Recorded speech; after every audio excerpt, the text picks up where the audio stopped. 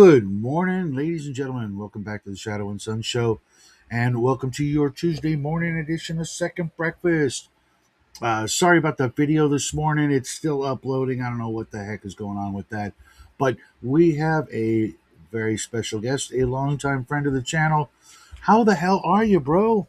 Been Pretty good, man. forever. It's not been that long. I was on, I think about 2 or 3 weeks ago, I think. But Was still, it? yeah, it was, yeah. Yeah, We were talking really? about AI. Yeah, this was like, I think it's close to Yeah. like a month ago or so, I think. Okay, well, I'm But getting still, old and everything seems like forever. it's all good. So No, but still, it was a while. It's been too long. Yeah, It's been yeah, too yeah. long. I mean, you should be here like all the freaking time, man. Yeah, And hell I know yeah. you're busy. What's up, Chris? First in, man. Yeah, it's been a wild ride, man. Yeah. Just all kinds of crazy shit going on, and the boy graduating, turning 18, and Oh, doing all God. kinds of crazy growing up stuff. It's awesome. Off to college he goes. Yeah, he's going to be going to a local community college, That's good. Yeah. but he's still, got a new car, learning to drive, and all kinds of firsts are going to happen. Yep. Oh my gosh, just Yeah. how the time flies, man. Oh, it does. August would be like our beginning of our sixth or seventh year. I forget what. And he was just a little tiny squeaker back then. Mm, Just grows up so fast. Just the time just. yeah. It's like every time I look at the old games I play, I just think, man, that was 20 years ago. Ugh. Yeah, same here. The thing, I kid you not. Like my video this morning, old dogs and new tricks. I have learned more in these last 6 years of being on YouTube and playing with dungeon masters almost exclusively Mm, uh, online. I've learned so many things. I have no idea how wrong we were doing things in a lot of cases. Some stuff, obviously it was fine, but man, it is so nice to have a community of people who like, I feel like the new kid, I learning all this stuff, these tricks and all kinds of stuff, trying to play it off like, oh, I knew that. That's all yeah, I fine. mean, it's like I learned from I'm on the CAG server. It's another like old school like podcast. I was just talking about that with my friend Yeah, Mark and it's last like night. Oh, yeah, and someone brought up that like for Magic Missile, you can't like the multiple darts you get to hit yeah, a different target. They have to be like within a, a square or a certain amount of squares based on your level.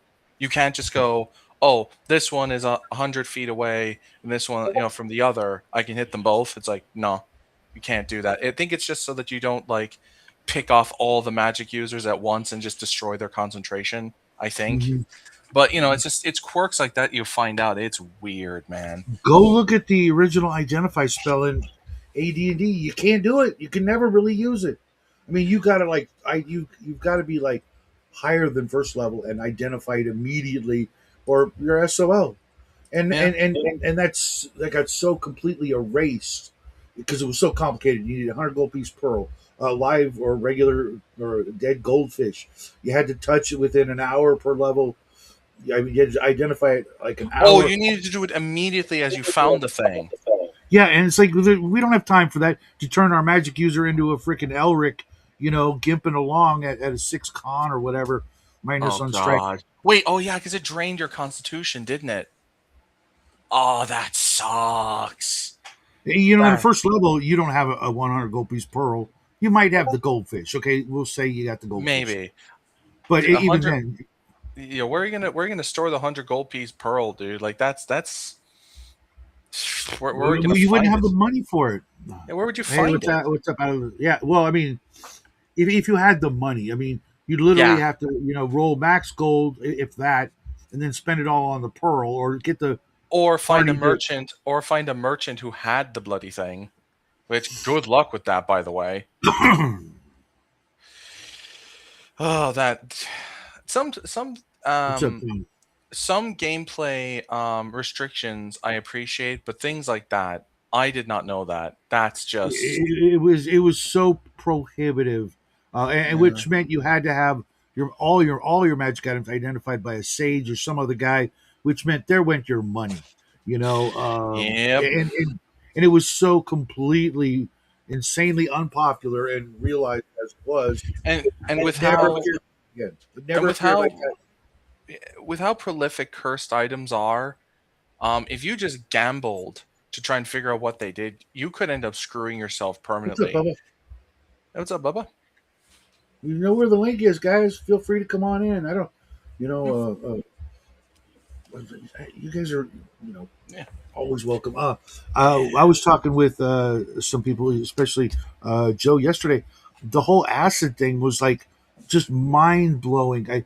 Because I play a lot of thieves, and I think of all the times over the decades, if my thief had one little tiny vial, of yeah, acid. minus 8 con, yeah. If they would have had that little vial acid to burn the lock instead of having to wait a level, go up a level and come back to the dungeon, and then we can Mm. open that door. Well, shut up. No, That really. I do actually appreciate that because it just it stops you from just doing it over and over and over again. And on some level, it makes sense that like you need the training to like really figure it out. If you don't know how the lock works, it's beyond your comprehension. I get that. I can understand why it would be annoying, but I don't mind that so much. It's more like because like if you don't get into the door, you can always just force it open, like you can kick it down. Whereas if you don't have Mhm, the pearl or the magic user to identify it, you're just screwed. mhm, mhm. You're just gonna have to brute force and figure it out. And if it's cursed, good luck with that. Oh yeah, it was a you didn't identify it, but you're in negative polarity alignment. Oh, cool. Then you take this amount of damage, and then it or dominates your or, or mind. It yeah, dominates your mind. or Yeah. every time like the some of the cursed weapons, they jump into your hand and you can't get rid of them, and Oh yeah. sometimes they stab you in the back or whatever. Or What's they up, make bad you attack. news? And Steven. Or even if it's like a sword that isn't cursed, it just has an ego and a goal that's counterintuitive. Like I remember one time in an OSC game, my cleric, because we were clerics in that game, were allowed to use swords, got his hands on a magic sword that hated magic users, which means I could never use it if a magic user was in the party, because as soon as I touched it, it would try to dominate my mind and it would attack the magic user. Mhm. Well, You know? fortunately, OSC didn't have uh, that magic, that identify definition, Yeah, or I didn't know. Well, yeah, because everybody hated it so much, and it literally, defeated the purpose of finding magic items. yeah. Or, if you were smart, you left the magic user somewhere else, so he didn't discover it, and what is this magic bond between the party and the magic user, because he's your friend, but he didn't touch it or whatever, but you Or he didn't found it. see it. Yeah, So suddenly the clock is ticking. You've got 2 hours because he's second level to identify the spell. He doesn't even have the spell memorized, because why would you? yeah. And now you got to go pay like 2,000 gold to find out it's a +1 sword, Oh, or some crazy amount from a stage, yippee!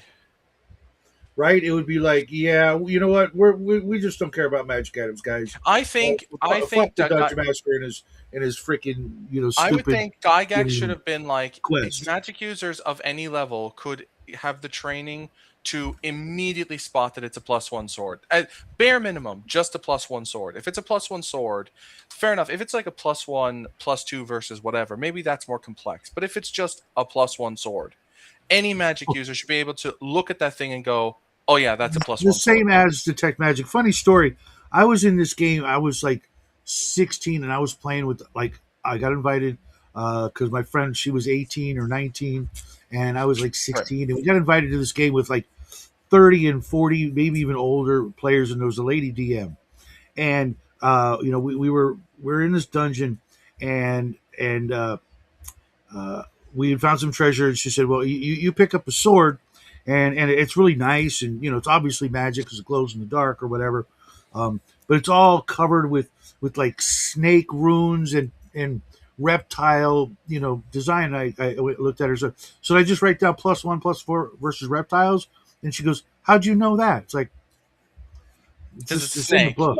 Yeah, I mean, Snake, yeah. nice try, lady, but It's like I remember when we went through it in OSC with Aaron with Antic, there was a snake themed dungeon, and I was so pissed off. I was I was so annoyed because we were fighting all these poisonous snakes and all these snake monsters. and all this other stuff. And by the time we get to the bottom, there's a mummy with an object that lets people turn snakes as if they were undead. And I'm like, that would have been useful like 5 levels ago. What's up, Merlin? Yeah, I suppose it could take 20 minutes to chop down a door. I don't know. No, I'm against that. I'm against that for the simple fact of one, when you kick a door, you're making noise, thus procking Oh yeah, an well encounter. Yeah. that's what Daniel's saying is, Yeah, you but the do that. fact that you're taking turns to do it, that's 10 minutes. I know there's like a point where you have to kind of go logic, Mhm. but like if logic is interfering with gameplay and that's exactly what this is, I'd be like, Mhm. because nobody would go, oh, it'll take you 2 turns. Nobody would ever do it. Nobody. No, Yeah, I mean, if it, if a rule is so counterintuitive, not counterintuitive, so cumbersome like this on the players, they're never going to do it. They'll never do it, it. Like, oh yeah, you can swim in armor, but you have like a 99% chance of drowning. Then anyone in plate armor is going to go, no, I'm not going to well, risk it. you would think, hell, even like magical plate that's supposed to be light, still you're not going to do it. It's just like it would be like trying to swim with a garbage can on your back or something. It's just Yeah, so whatever. awkward and yeah, it's just too And awkward. Yeah, as for Merlin, I get trying to be a purist and whatnot, but there's reasons why the game has improved over the years in different ways, and sometimes not for the better. But you know, I would even uh, argue that like if you look at like it's this just seems like the fact that it's, he says it would take a minimum of 2 turns. How about we look at the fact that when you have 18 over 00 strength, you have like a 25% chance you can carry up to like 1,000 pounds on your back, and you can bend bars with your bare hands. You have a 40% chance to do this. That means you have supernatural strength. If you can bend bars and carry 1,000 pounds, it would not take you 2 turns to roundhouse kick a door open with with your leg. It wouldn't. You're too strong. And if you in the Gygax supplement or the Greyhawk supplement for OD&D, if you had like 18 over 00 strength or whatever, you could break magical locks, like ones that would wizard lock on them. Why Gygax got rid of that, I have no idea, because that seems supremely cool that fighters could do that. But ho hum, and I ho. get absolutely with the detect magic that's fine, you know, but I mean I can't tell you how many times I've been in a game where the DM describes something, and just by the mere description, is like, okay, it's magic. You just know it's magic. You don't know what it is, but you know. That's magic, Um, yeah. yeah, it's like it's hard to sometimes poker face that, Mm. and I don't even bother. that's not that the players shouldn't you know suffer for any of that, but it should be we should be better at it, I guess, or whatever. But if they guess, you don't have to tell them, yeah, it's magic. But if it's like if you use the AD&D rules where you just turn out the lights, yeah, the sword's glowing, all right, it's magic. Okay, you hang on to that because you're in the front or whatever. You walk into a dark room, and in the center of it on the altar is a floating sword with purple glowing energy. It's like, oh wow, gee, I wonder if this thing is a magic sword. It's like, oh yeah, I see Yeah, Stormbringer in the middle of the room. Hmm. that was awesome. Oh yeah, you coming? Yeah, The coming out of the Hurricane found puckering it. sphincter to fight Irkun, I think it was. Yeah, it was. Um, It was. That was. yeah, I they love that. they That's did they did they did Irkun have Mornblade in that fight? I think he did. Well, I'm he got it, but it's funny because after he kills Yurkun later on in the books, Mornblade just disappears from the and then he story. gets it. Then he gets it back for like a brief moment in like either the second last or the last book, and then he loses it again Hmm. in that same book. And then by the time that's all, by the time he's lost it, it's the final climax, and the whole universe is blown up, and you know the prophecy is fulfilled. Yeah, if VTB is Sure, so sure. close. For me, it's just like I can't tell you how many times we've been in a dungeon, gone into a dungeon, and we literally went out of our way to make noise to attract all the monsters because we found a position. It's like, okay, anything comes down that corridor, they can't come up Kill from it. behind us. So anything, we just got our archers and we're just ready to just mow them down. And we would Yeah. literally like make some loud freaking noise to get that to happen, depending on the Yeah. building and the strategy, I mean, etc. it's like, It's not always a bad thing. you send the fighters like the paladin, the ranger, and the fighter and the barbarian in to make a lot of noise, so the thieves and the assassins can go sneaking through the dungeon undetected. Like that's what you do. Mhm. Um, and you know, now granted, the thieves, if they're high enough level and the assassins are high enough level, they can just when they hide in shadow, they're undetectable. If they succeed, they don't get detected Mhm. at all because it's like their abilities are not like mundane abilities, you know? Like when a thief The moves. closest approximation that I always used was what we perceive the ninja as being able to do. It's the same fucking thing. Yeah, like You know, a thief doesn't move quietly. They move silently, meaning they don't make noise. Mhm. That's not like, oh, if it was padding on their shoes, even if they failed, they wouldn't make noise. That makes no sense. What's happening is they're tapping into some kind of like ley line or something. It's like No, no, no, in no. If you've ever actually done any studying into sneaking, yeah. there's specific ways to walk. I was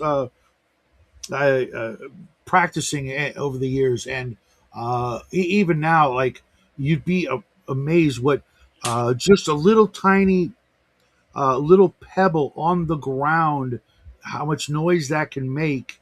In a Um, dungeon, in a on like on my back patio, like I was trying to be sneaky because I was going to sneak up on the dog, right?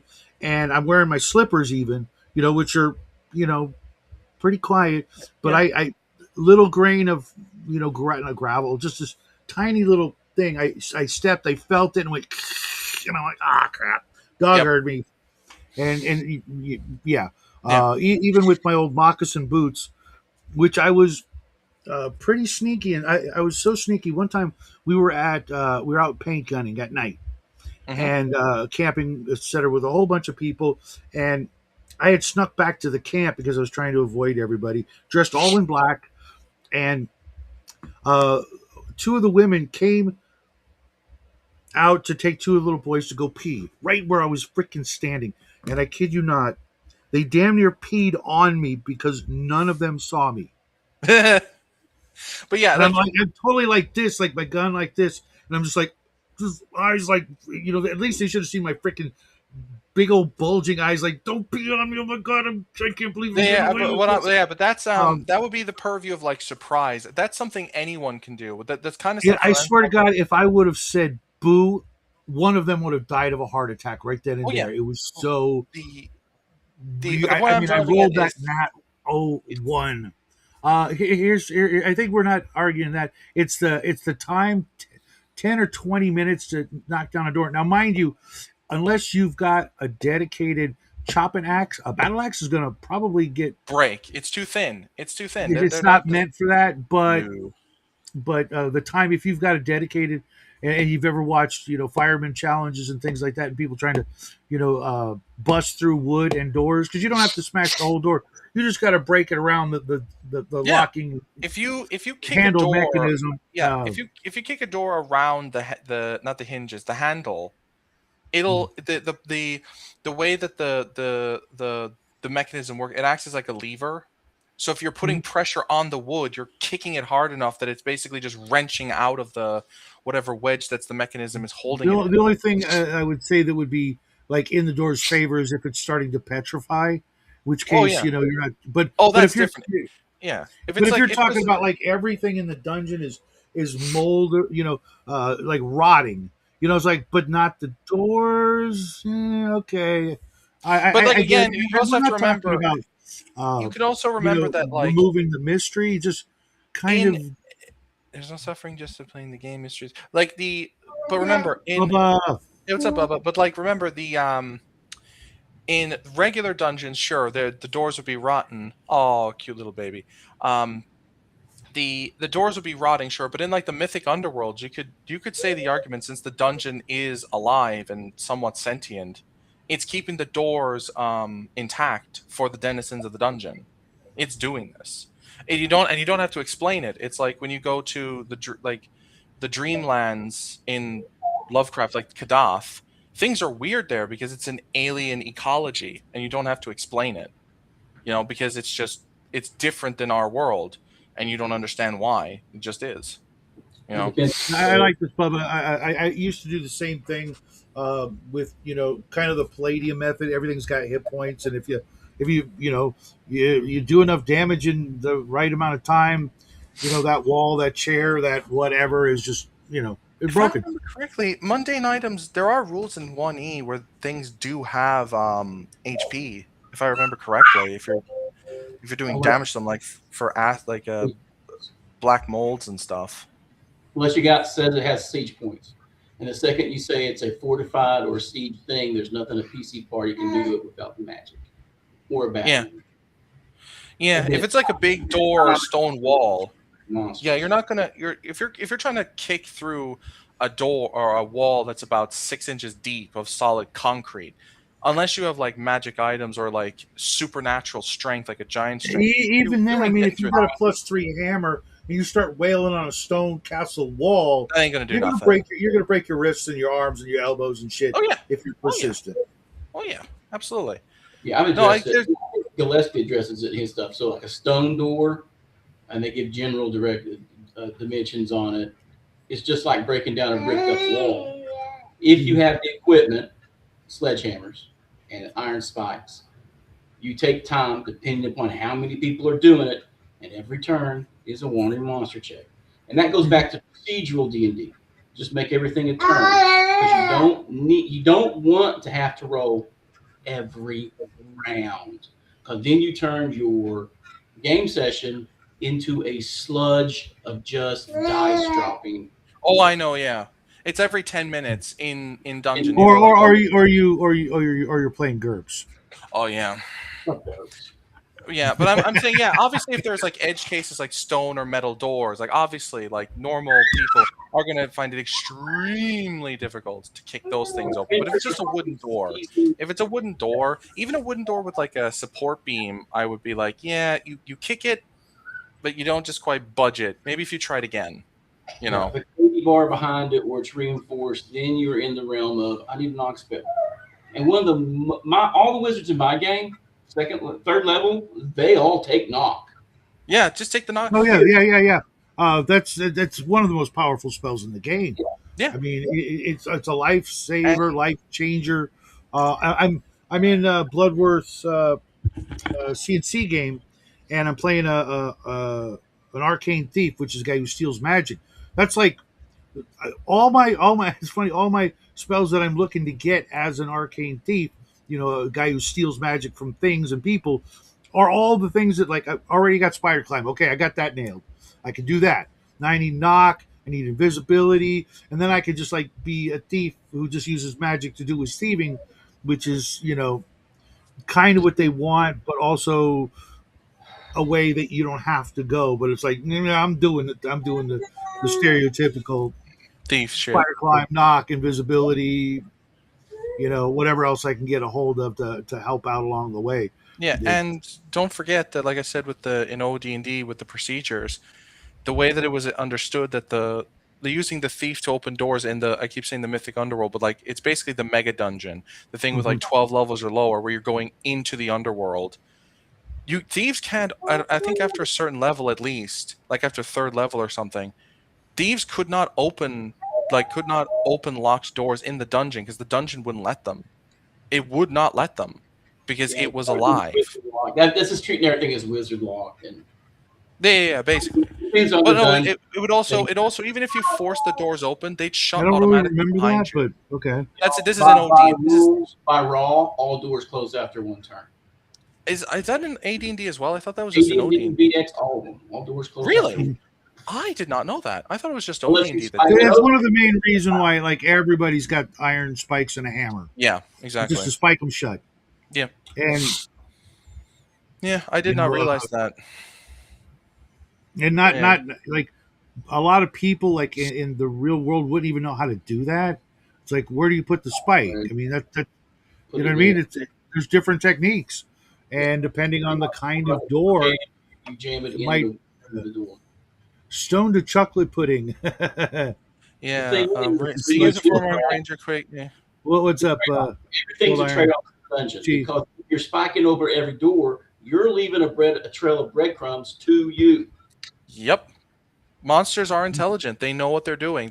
They'll know. Oh, the why the is the troll not? classic picture of the troll in the player's handbook at the back of the book. I love that image where he's holding your coil of rope that you've been using to try to Yeah, breadcrumb your way back, and he's just like following behind, waiting for the that's the thing that I right kind of moment. hate. That people treat like some monsters as just all blithering idiots. Especially the troll, man. Trolls are high, especially in the fiction that inspired them, like the Three Hearts and Three Lions. Those things are deviously intelligent and very dangerous because Yeah, I think people the have killed. troll is low to average, so you can have some retarded trolls for Well, AD. like I mean, they're cunning. Not like they may not be academics, but they're not like they're like predators. You know. Um. Damn it, Jackson. Yeah. No. But even like the I don't know, man. This like the Three Hearts and Three Lions trolls are terrifying to me. Yeah, that leans more You know heavy Fey what was and that? English folk. That leans more heavy into Fey and English folklore. Yeah. Yeah.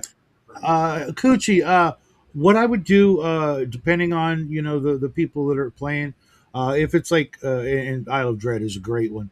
If it's like relatively new people, I would try to kind of through example, where they can fail and things. Try to get them to learn all the things that you're going to be doing. Like if you're going to be making them roll for watches and uh, things like that, and not taking care of their food or keeping track of their water, kind of educate them on this is what I'm going to be doing. I'm going to be making you keep track of this, or watch out for that. Try to lean into that until for them it becomes part of their procedure, that they learn, hey, you know what, we're out here, we might want to, we were trudging through the swamp all day, we might want to like wash our feet and dry our socks and boots and things like that, and Yeah. you know I know he's not exactly the best person to listen to, but like Spoonie talked about this, where like if you guys go, like if your party starts trudging through the sewers, like the Lord of the Manor is not going to let them invite them over to tea until they're clean. Like if you're wearing leather armor and you wade through like waist deep sewage, that armor is ruined. It's ruined, man. You're never getting it back because it's just like leather. It's it's just one step above cloth. You can't. It's destroyed. So Yeah, I'm kind of not following Yeah, them with that. Just with simple techniques that they use, we know they used to waterproof such things. You just rinse that shit off. I If suppose worst comes to maybe worst, you're going to use maybe it some wasn't no vinegar. no no sorry, it but if wasn't leather. He was saying my clean, bad. It was high chance of tetanus and a oh few yeah other horrible diseases. Mhm. Here Oh yeah, in yeah you're yeah. going to You can get like if you have nice. So if you that. have if you have any open wounds, have Oh fun dear with. God, yeah, Oh yeah. yeah, yeah. You, Or if you, you a rat butt bit you, if you found a swarm of rats in the sewers and they bit you, like if you saw a rat in real life, you'd soak that wound in bleach, dude. You'd go straight to the hospital. mhm, It's mhm. like mm-mm. But well, but apparently Nice. So that. my magic user is just fine. He got bit by a rat in the sewers. It's okay. Yeah, next thing you know, the Oh, freaking arm is swelling up, and and he can't cast gangrenous. spells anymore. Oh, it's just yeah. He's got necrotizing fasciitis or whatever. That like that no, that's what it's actually called. I It's know, I know. yeah, It just yeah, like, I know, That's I how one know. of my players lost both his legs. Really, Yeah, Mark in our game, he Shadow, he's a double amputee. he got bit by a rat, left it untreated, and No, had to get no, them. he developed a flesh-eating bacteria went wild on his legs as a complication to his diabetes. Uh, uh, I thought you were going to tell us he was running around in a sewer and got yeah. bit by. The the actual bacteria he listed off is the main reason he lost his feet. Oh, that's Feet. I mean, they dragged it out, man. They should have just took him at the fucking knee the first time, but they didn't. They made him lose his toes. Roll liberally. Yeah. Fucking ridiculous. that's They dragged him over like I think it was 3 years. They just kept chopping shit off. yes. I mean, my friend once told me if your players insist on it, I know it's not quite the same thing, but if your players insist on going to brothels, roll on the disease checks, roll on the pregnancy checks every single time they do. In the Red Room has the most complete. Why not? We do, right? In the real world, we have to roll. Yeah, I'm not saying we ever do that, but you know what I mean? I'll give Miguel them. They got the most complete list of addictions and VD, venereal diseases of any role playing game in the world. Especially in the new one, Blood and Dust. Holy crap! The Wild West was a nasty place. Yes, it was. Dear. Shocker! Whores are nasty. Yeah, of course. Like no shit, dude. Next thing you're gonna tell me that wars are dangerous or some shit. I'm waiting for my grandson's first words. Whores are nasty. and then his mom is gonna be like, Bubba, what? What? When you got a house full of little parrots, don't be surprised. You know what I'm saying? They've been warned about poverty. Oh man. Oh. All the girls were upstairs. They all abandoned me. They know better. It's like, the Popsy's on the freaking camera. Anything can happen. People let you watch their children? Yes, they do.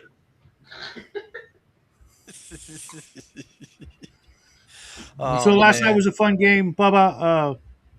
I couldn't believe how well I was hitting, man. You know, not. Yeah, you've been wanting to die since day one. Just let it go. Just let it go. Like what? Let go of your death wish. No. I'm doing what I'm supposed to do. 7 wisdom. You know, probably the smartest guy in the group with a 10. Someone's got to be a wait. Your character, a meat shield, has the highest intelligence of the party. What's an exaggeration? Yeah, being hyperbolic. Oh, okay, sure. I definitely got the highest intelligence amongst the players, but that's just my big. Yeah. You might even have the highest. You may even have a higher intelligence than the DM. Yeah, I don't. I never compare myself like that unless somebody's like a raging idiot. Oh, bootlicker! You just don't want him to kill your character. No, I've already got another character. Random shit, we get slaughtered. So he has military experience, bug bites, rat bites, infections, etc. Comparison to Killer of Joy. If you compare things all the time, you will never be fucking happy. You just set yourself up for misery. I had a buddy nearly die from a spider bite he ignored while we were deployed in Honduras. Yeesh. Well, right off the bat, don't be in Honduras or Australia. Yeah. All these lethal hazards in D&D. Sheesh. Good thing clerics at later levels can... clerics don't get neutralized poison until like 4th level. No, he's just trying to make a resurrect joke. That's what I meant, yeah. Until they get 4th level magic. Like so, and there's no... I think, isn't it like with clerics need to have higher wisdom to get like spells above 4th level, or is it 3rd? You have a minimum wisdom to be able to cast certain level spells, just like the mage uses. Yeah, I thought so. Yeah. So if you're not getting if you're running a cleric, it's kind of like duh. Well, I mean, if you don't have like an 18 wisdom to throw around, then you don't get your 7th level magic. Nobody should have an 18 wisdom. Well, dude, it's just the dice. The dice say you do. Exactly. Right. No, an 18 wisdom is like how many people do you know actually have an IQ of? I don't. Unless it's not. I know, but I mean like that rare. It's like that rare. Yeah. But even then, I treat. You're looking at it. I look at wisdom as your connection to It's the spiritual realm. That's it. It has nothing to do with like spatial awareness or common sense. It's just how in tune with your God are you. That's all it is. I think it's like a mix of both because Yeah, it is. when But when it, someone's not a priestly type, but they got a high wisdom, it's well, I think got to be equated to common sense. in these games, like this is the thing. I think everyone should be observing their gods and have gods that they worship. They should. It shouldn't just be the god. Should not just be an afterthought of the cleric or the druid. It shouldn't be. Well, here's the problem. Mm. Gods in general are usually an afterthought to the DM. Yeah, The yeah, lack of work most DMs go into on their gods, they either rely on somebody else's and go, "Oh, the lore's out there, just look it up," and kind yeah, of roll with yeah. it, or I if might they even say, do their own, uh, yeah, nobody reads it. yeah, I've known a lot of DMs that'll No, write don't all get this me cool started on shit, that. and the players just like not The gonna read the it. inverse proportion of how into your game is directly inversely to how much work you put into your lore. The more you put into it, the less they give a shit. that's why I keep it very vague. I'm just like, either it's like the Greek It's funny, god, but or it's sadly true. I. That's why I just go like, oh, it's like an allegory for Jesus, or it's the Greek pantheon or the Egyptian pantheon, and they know enough, and then they just move on. It's just Yeah, it's I less. refuse to do any of that. It's like, nope, you don't learn it, you don't get it. You don't Yeah, learn Yeah. the bare minimums, they ignore you like you ignore them. yeah, it's Hell, true. they may even actively work against you because the gods are bored and fickle and bastards. Oh yeah, especially the pagan ones, man. Especially them. Well, I mean, The, any of them at all. I mean, if they're not like goodly, of the three good alignments, let's say, uh, they may just like take notice because you're the only game in town, so to speak, of abnormally interesting folk, and they're gonna watch your shit. And next thing the trickster god is just messing with you because you all say you're atheists and this and that, and the cleric is half assing it. It's like, well. Yeah.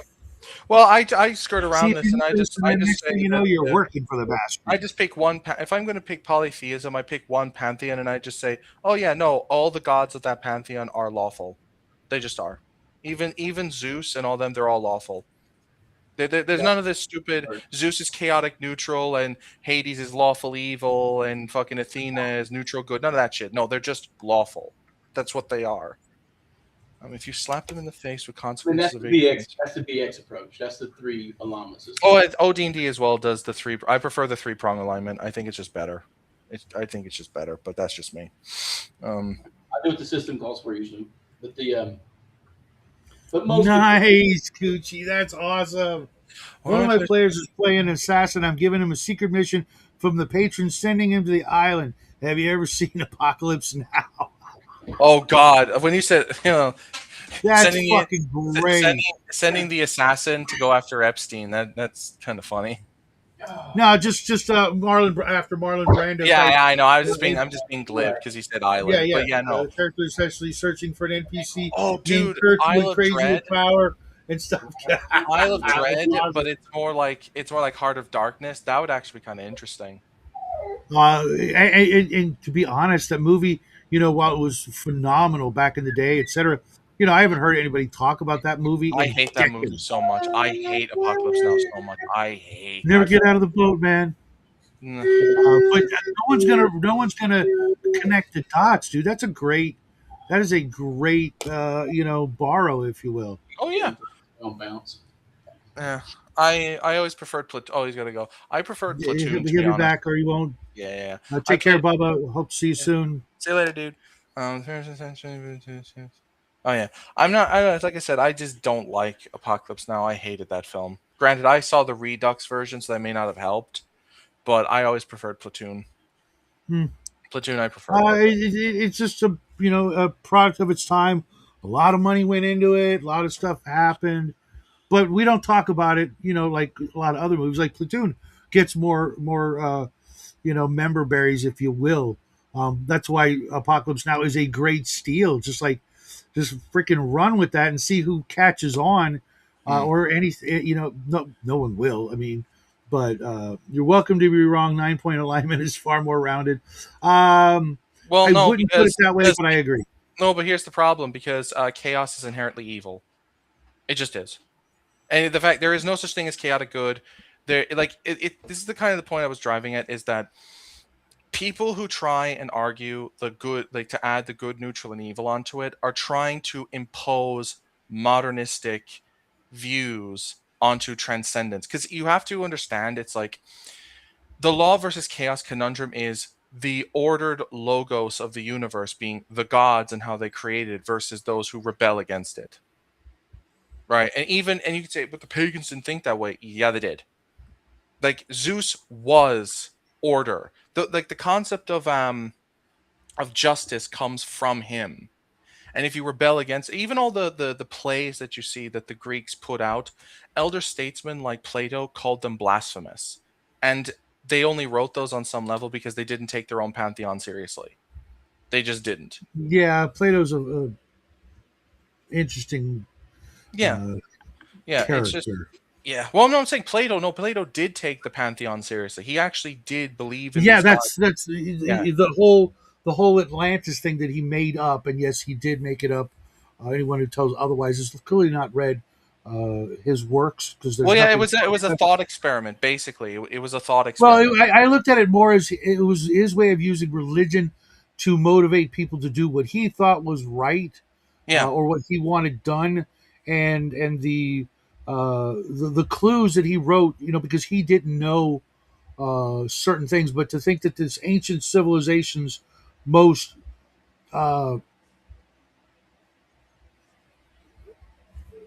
how do I put this? The military in Atlantis' time was identical to the one 9,000 years later in Athens, where slings and archers, or mostly Yeah. mostly slings, were what they used. I'm like, that doesn't sound very advanced to Mm, me. You know what I'm no. saying? Well, I They're mean, still like, using triremes 3,000 or 9,000 years later. well, I mean, the to be fair, Yeah, no, The Romans were using slings as well, and they were. because that's all they could imagine. Because he was imagining the whole Well, story, no, he they would have had said. no, because the Romans did have crossbow technology. They used the slings because they were But the extremely effective. Atlanteans, but the Yeah. Atlanteans didn't. Oh, yeah. That I granted, but yeah, I completely agree that he was stretching that one. Mhm. Um, and it's even weirder because the Greeks had what are called like belly bows. They're like these crossbows that you'd like put like rest over your stomach and draw Mhm. back with your arms. You Mhm. know, so they did have access to this crossbow technology. They had them. They just preferred slings and spears for whatever reason. Because they were Was cheaper and they did the same freaking thing. yeah, You know, law versus chaos a civilization couple of points of versus damage here or there, but no. yeah. I no. Shell, I agree. I disagree completely. Law is not. You're again. You're looking at this from the civilized of man. I'm talking about like God versus the devil. And that's how ancient peoples would have thought back then anyway.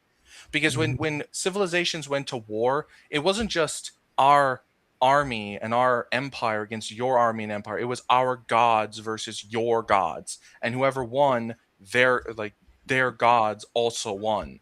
They I viewed everything cosmologically. Everything. Everything causes problems because it's too abstract and it's playable.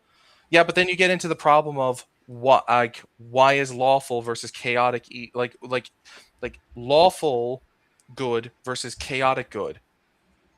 Like what differentiates those two things? How can something about well, that's the kind of the point is a lawful good character should view and try to order and organize everything around them in a systematic fashion so that it's predictable and it works for everyone and it follows some basics rules. Whereas a chaotic good person is like, yeah, but today I don't want to do that.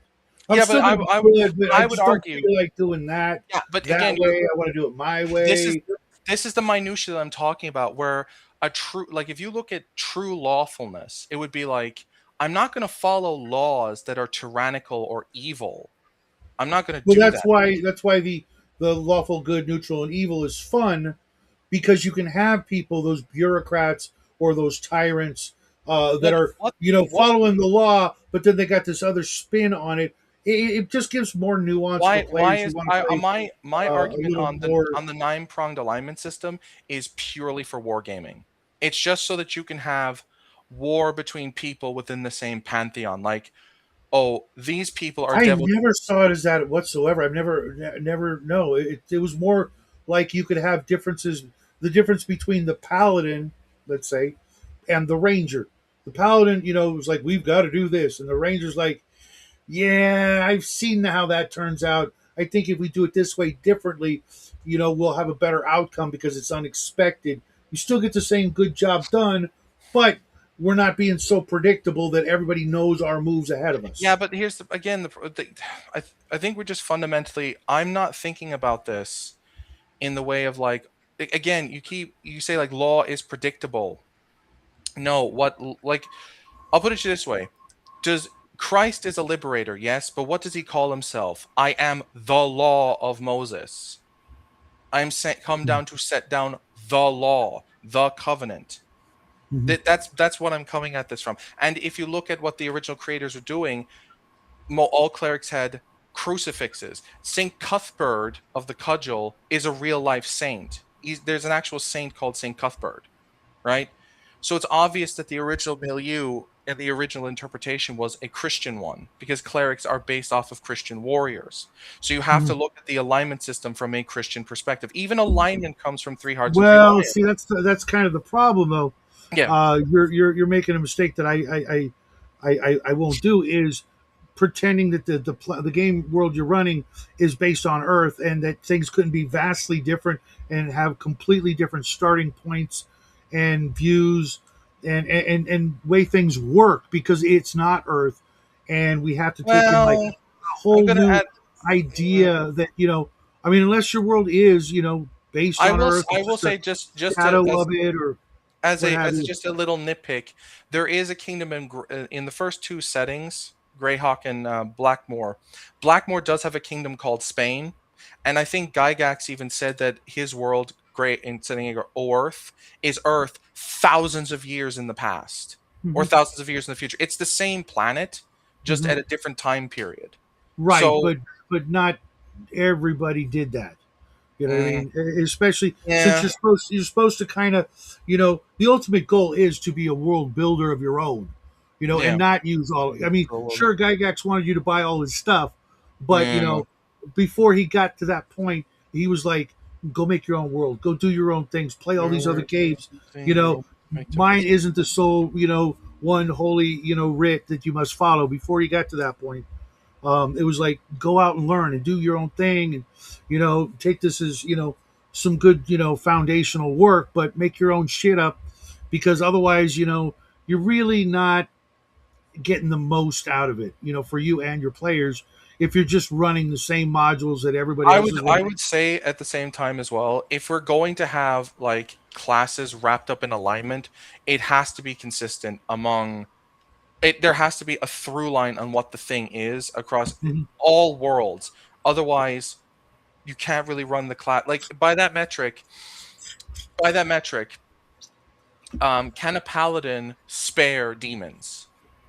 No, that's an objective thing they can never do. They can never spare the undead because they are objectively evil. Mhm. So if there are things that are objectively good and objectively evil, we can't. Mhm. Then we have to start looking at it from the perspective of, well, if the paladin is the epitome of good and he is therefore also lawful, then law by its very nature is the goodliest good that ever did good.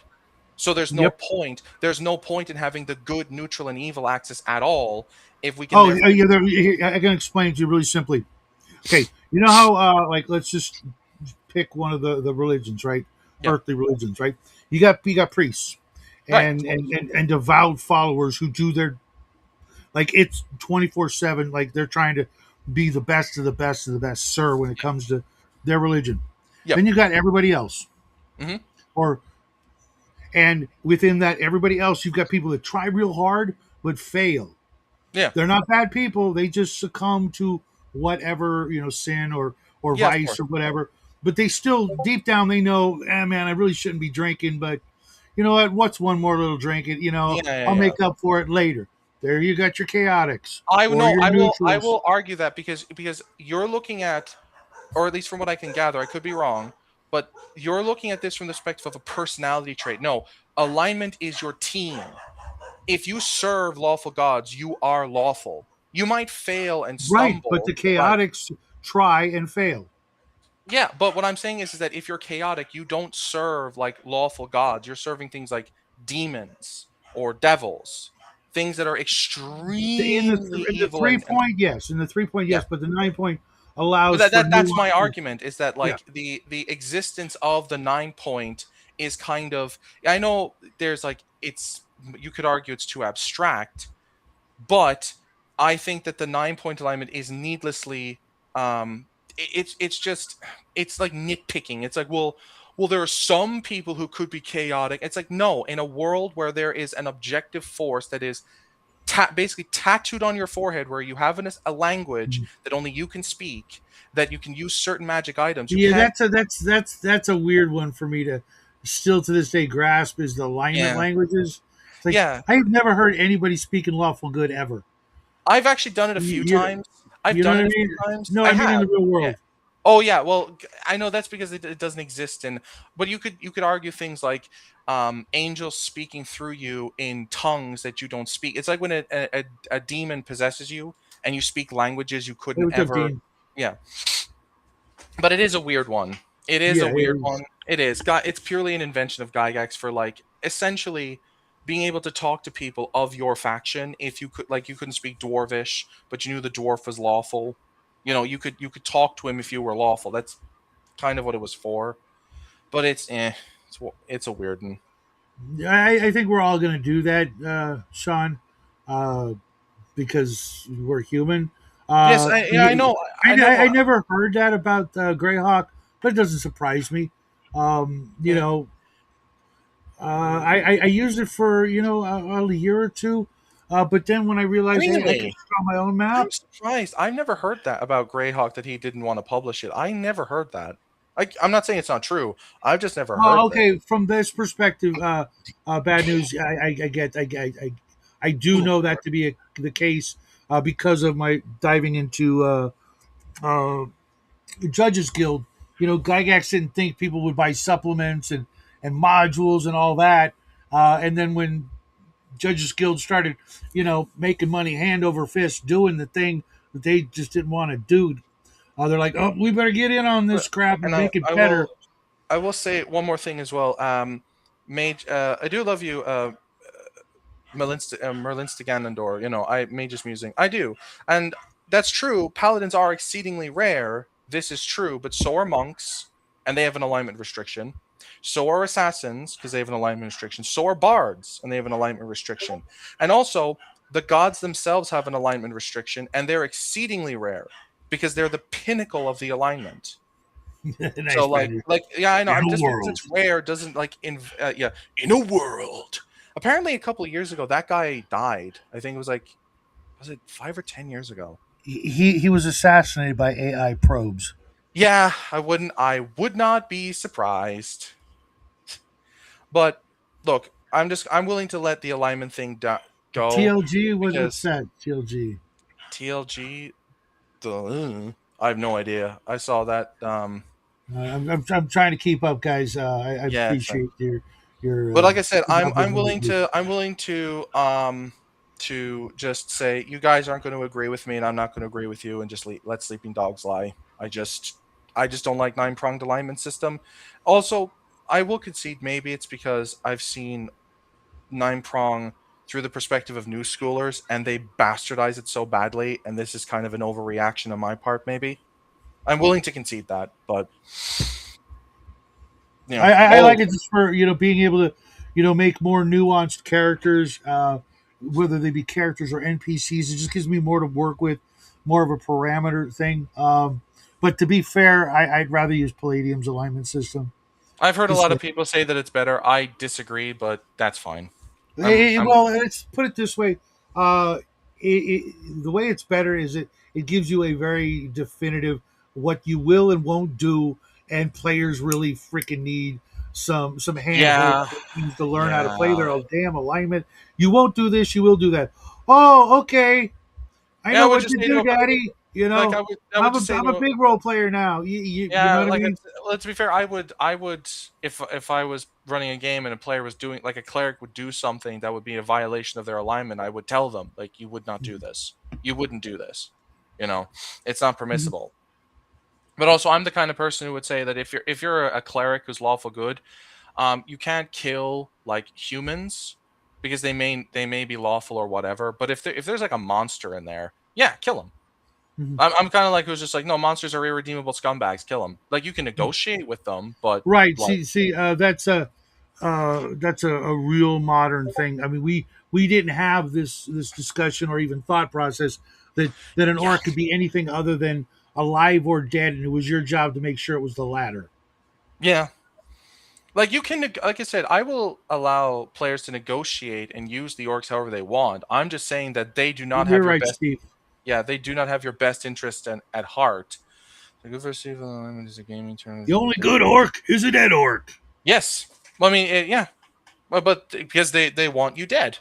You know, there might be some tribal orcs that are neutral, but even then, they're anti-civilization and anti-lawful, and they're going to try and attack you at some point. You know, So you're advocating for an 18-point alignment system. I'm okay with that. Bad news. We even did one further where you could be like chaotic neutral good or chaotic neutral evil. You know, what? yeah, yeah. I mean, it was just a Uh, tendency. You were chaotic neutral, but you either tended toward good or you tended toward evil, as oh, opposed to great. every time you randomly flip the fucking coin. Um, That's where that's the thing where you really start to lose me of like, well, you have a tendency towards. Then what's the fucking point? I because they're would not say there yet. I would just say, well, no. If you have a tendency towards this thing, I would also say, well, you've more of a tendency towards being chaotic neutral, right? Mhm, So, yeah. So I'm just mhm. like, eh, I don't know. That's a good That point because you're still more in the middle because you yeah. haven't gone over to the side. But and the tendency thing was I just think kind of I like think a my tack my on. It wasn't like a hard fast actual I rule. It will was just say as like well. I will say as well. The reason I think another reason why, yes, the abstraction or the open endedness of what is lawful it's not holistic is not the right word, but it basically is like it allows for more variance of what could be prescribed as law. Like obviously there's an objective lawfulness, but like you could legitimately have people like be like have a legitimate debate in a just if it's just lawful, neutral, or chaos. Like, well, there's a lawful society that frees slaves and a lawful society that uses slaves to work off crimes, and you can have this legitimate debate with people where if it's like no, the ones who free slaves are lawful good and the ones who enslave them are lawful evil, because could you legitimately say that a society has slaves are lawful good? Really? Maybe lawful neutral, but not lawful good, because yeah, because slavery is they haven't realized that the concept of slavery is inherently evil. But yeah, there comes a point of what are you going to do? You got so many people in the jail, you might as well put them to work. yeah, but that's still lawful evil. That's yeah, but I'm saying that would be lawful evil if you're Welcome just to the world we live in, right? I know, yeah, yeah, Exnard, here's the thing. Uh, you know the depending on the game you're playing, if your game says you need to be this alignment to play this character at first level, then you got to be that alignment to play that character at first level. Now yeah, the other ones, the characters that can be any alignment. If you want to say, hey, I'm gonna have you start out as neutral and you figure out your own way, unless the player goes, well, I really wanted to play a chaotic good character this time because I've never done that because I'm an inherent asshole. Let them play what they want to play, and if they can't figure it out, if they're new to the game, you could go that route. But I mean, I don't know anybody like that. I wish I yeah, did. I wish I knew more new players that I could mold in my image. But just you bring up and help learn the hobby and keep it alive for another generation. But yeah. Like it's a really, really specific situation you're recommending. And for old timers, like most of us, probably when we're making up the character, we know what we want to okay, run it. like because law, neutrality, and chaos are not moral maps. I would say there's a lot more immorality in anarchies and chaos than there is in laws. Just I would never wish an anarchy onto a civilization ever. Hey, what's up, Bo? I just wouldn't do it. But that's just me. I don't care if you Yeah, vote yeah, on yeah. this. Believe it or not, the new Dungeon Dweller game I've been looking into and reading and whatnot actually has in its rules it has three different ways to run alignment, and the law, neutrality, and chaos are not part of the morality At thing all. because they're not. It's a completely different thing, and it shows you how to run that. Or if you want to run the good, neutral, evil, or if you want to run the nine, and it shows how to do each of the three, which is one of the things I really love about that game. Even though it's really low magic, believe it or not, it's like the most Middle Earth game I've come across that isn't Middle Earth, but it does everything like any chance it can. It gives you the three ways you can play it for the three different generations of players. The old school hard Dean asses. Paul. Sorry, Dean Paul just said my least favorite song is Anarchy in the UK. Okay, Okay, Dean, nice. I will grant you that one. That was funny. That was funny. Dean's like the ultimate dad joke guy. I don't know how he pulls it off, but with Give Dungeon it to me. Dwellers, they really he really did like make it so that it's not like this way. You know how most games are like this game is hard ass. If you're not ready to play hard ass, don't buy the game. Well, this one's like you want to play the game. Here's three different ways you can play it for the new guys, for the old hard ass guys, and for someone who just wants to play right there in the middle. Here's the way you can go. Like kind of like easy, regular, and hard mode rules built in throughout the entire freaking system, Hmm. so that each time, for each not every single rule, but for a lot of the rules that have those options, here they are, and I really like that because I found a lot of games that are like either like super easy and that's it. It's just super easy. The whole Hmm. game is super easy versus games that are just like, this is we turned it up to 11. We broke up the knob. You don't like it. You're a pussy, and you can't have. You're not allowed to own our product. I'm like, no, don't talk to me like that. You know what I mean? I Yeah. gave you some money. At least be polite. You know what I mean? Or maybe put a warning label on the cover of your book saying this ain't for people who don't like the three alignment point system or the you know what I mean? Whatever. Put it Yeah. on your cover so get in the book. You're not about to waste your money because this guy doesn't know how to be freaking civil. Yeah. You know what I mean? It's like Or even non, even the gothic games that insulting.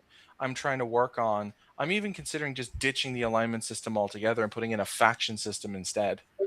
You know, and just presume that the cosmology is law, neutral, and chaos anyway, and it has nothing to do with the players. Um, and you just pick a faction See, instead. that's weird because I'm more interested in morality than the law chaos neutrality thing. You're either good or you're not. I Are you don't like. trying? Are I you suppose trying or you're not? I'm just more like I just don't like going like I don't know. I just don't like karma systems, to be honest. I like alignment when you Karma. What are you talking about? no, like when I say karma, I mean it's like a morality tracker kind of thing. I don't know. I don't know. I don't know. I'm just being weird at this point. I don't know. Oh, yeah, well, that's the thing. Xnard, like I'm at a point where I get to choose who comes into and out of my world, so I want to know who I'm hanging out with, and if you're always playing the bastard, and in out of Hey, game you're Bubba. also the bastard, don't be surprised if you get an uninvite. You know what I mean? I just don't have time for bullshit. What's up, nerds? But D&D is a war game that people keep trying to castrate. That is very true, Shell. D&D is a. I actually had this happen in real life in an IRL 5e game I played in just because for shits and giggles. This girl who had Well, never played the game before said that D&D was a role play game, and I'm like, no, it's not. It was founded on wargaming principles, and I right, went but through. here, Yeah, you go for it. yeah, you have, Bo. Still love you like a brother. Here's the thing, though. Okay, so if D&D is a war game, does that Hmm. make every role playing a war game? No. And what's the difference? Because they started out Well, as non-war because games. role play games are more about theatrics and social interaction with other players or NPCs. A war game has rules about conflict. There is aspects Every of role every playing, role playing game has that, and if it not, doesn't, it's not what. That's but I what mean, moves Well, okay, into role like playing. I mean so, specific things about movement, hunger, resources, yeah, arrows, like very specific things that deal with every good combat. role playing game has those rules. Yeah, I'm not saying otherwise, It's but something different. it also didn't help the fact that most of the rules that D&D was based on was founded from Napoleonic wargamings and chainmail. Right. Yeah. Yeah, Bubba's trying to say somebody keeps. different made Bubba, by you're like you're. Hold on, whoa. You're like going in and out. It's really hard to understand what you're saying. Try try it again. it was something different made by wargamers. Mm, Role is also a position of what you make in the unit or the party, not yeah. just minor theatrical, failed author, faggot funny voices. It's more than all that. Yeah, it's not Mhm. fantasy grab ass. Let's be honest. It's Or just the not. people It's like in Bubba's game. My role is to be the guy in front. Yeah. I because I have the higher armor class and the meat shield. That's my role is to be first when things come running at us. I'm there to to Yeah. be the wall. Yeah, now it's the development character and everything that came later, and Mhm. it yeah. developed over time organically. What has Mhm. happened to it and where it's become minor theater and fakeness is just what people do to shit when they get their hands on it. Now it's just a now the core game that was started in Arneson's basement and worked itself through 2SR is just a bland corporate product of trash, appealing to the lowest common denominator. But there's Mhm. all kinds of different role playing games, and some people don't like using TTRP, but it's a way to differentiate from theater kids. So you and I know people who do. They go in and every just min max to fucking win I will and 50 it, you know. I would like to clarify against Bo Paint. I'm not saying D&D only came out of chainmail, but it did come out of chainmail. It also came out of like with the XP for gold thing was from a pirate Napoleonics thing that Arneson was doing. There Yeah, was Strategos was a big part of that. yeah. And all the pulp fantasy that they were reading played a huge part in what shaped the flavor of the game and the rules. I'm What just was saying that that for like what we consider modern role playing, where everybody has ended characters with backstories, was more along Pedal Throne. Pedal Mhm. Throne did more of that Empire. early on than D&D did. Oh But yeah, Empire of the Battle Throne. Yeah. That was like in '74, right? Uh, it was the second published game. Yeah. nerds. Yeah, Sorry to hear that. I have many times, but by and large, most players don't want any part of that because, despite how fighterly they think their fighter is, they're just not ready to stand on a front line of anything other than a dungeon that's going to offer up gold in riches instead of actually fighting the good fight. Or even just yeah. conquering territory, Well, that They want no part of it. They're selfish pricks uh, yeah. who just want to kill monsters, take their stuff, and repeat. Uh, try to get them into a situation where they got to stand on the front line for just 10 minutes and watch how they bulk. They don't want to do it. And Mhm. as an actual I uh, tossed a dodge a character. soldier, I think you know what I mean. I prefer the exploration problem solving. Yeah, that's just like that's the kind of thing that D&D back then, from what I understand, there was the immersion into a character, the problem solving, the puzzle solving, exploration, and the wargaming. They did all of this stuff, and now it feels like everyone's just like hyper specialized in just the exploration, or just the problem solving, or just the role play. Yeah, Everyone is niches within niches. Yeah, yeah, exactly, and it sucks. You know, like I played a game of chainmail and even did the jousting rules, and it was so much fun. Like it's a lot of fun to use those rules. Mhm. Actually, Travis Farber put out some jousting rules from Dragon Slayer, but it is generic enough to use with any system, AD&D ish, Even and like they love the shit out of it. Uh, Lords of I Ruin don't and know, Bo. Wonder have It's jousting just, rules as well. Same D&D if games, it's the right? truth, it's the truth. Yeah, that's what I You was know, saying And that's earlier. That's what I local to was me. I going didn't through. realize that. not everybody has the same exact, nuanced opinion, and especially when Nuances. trying to talk through the chat, we lose the nuance of face to face Yeah. and tone and things like that. So, statements like that, you got to be a little more, diplomatic. It can come off as sounding real, It's called holier titty. than thou, and we know, Bo, you're only holier than some, not everybody. So, I'm a hell of a uh, gatekeeper. I'm kind of an asshole, but I just don't want to waste my time. That's the thing. I just don't. It's a tight window, dude. I don't want to fucking waste my time. I Yeah. The, was trying to. I've been trying to wrap my head around that for years, dude. The difference between at a table and online, they might as well be two fucking different Oh hobbies. yeah, dude. It's It's so it's yeah, so yeah, much oh different. God. it's an It's better interpersonal. IRL. Yeah. So what you would do and how you interact with people physically in their presence is different than if you're disconnected. We've all had someone call us up when we were kids on the phone and run their mouth, but when you talk to them, they're not going to say a fucking word. Yeah. The internet has made it easy to say and do things without facing consequences. Yeah, there's also the fact that when you're playing like you're saying with sorry for the dogs in the background, they're going ballistic. But it's Yeah, like have you heard with mine? the jousting rules, chainmail, win that game, it's all about you pick a position you sit on and where you're striking. You're basically you choose what you're gonna do and then you check the chart versus what your opponent did, and then you calculate your points and you win. So there's kind of an element of like bluffing and and pokering because you have to figure out what your opponent is going to do and then respond how you with your own method of attack, right? Which Because was there's this no dice roll. Say again? That's a game that ruins friendships, by the way, diplomacy.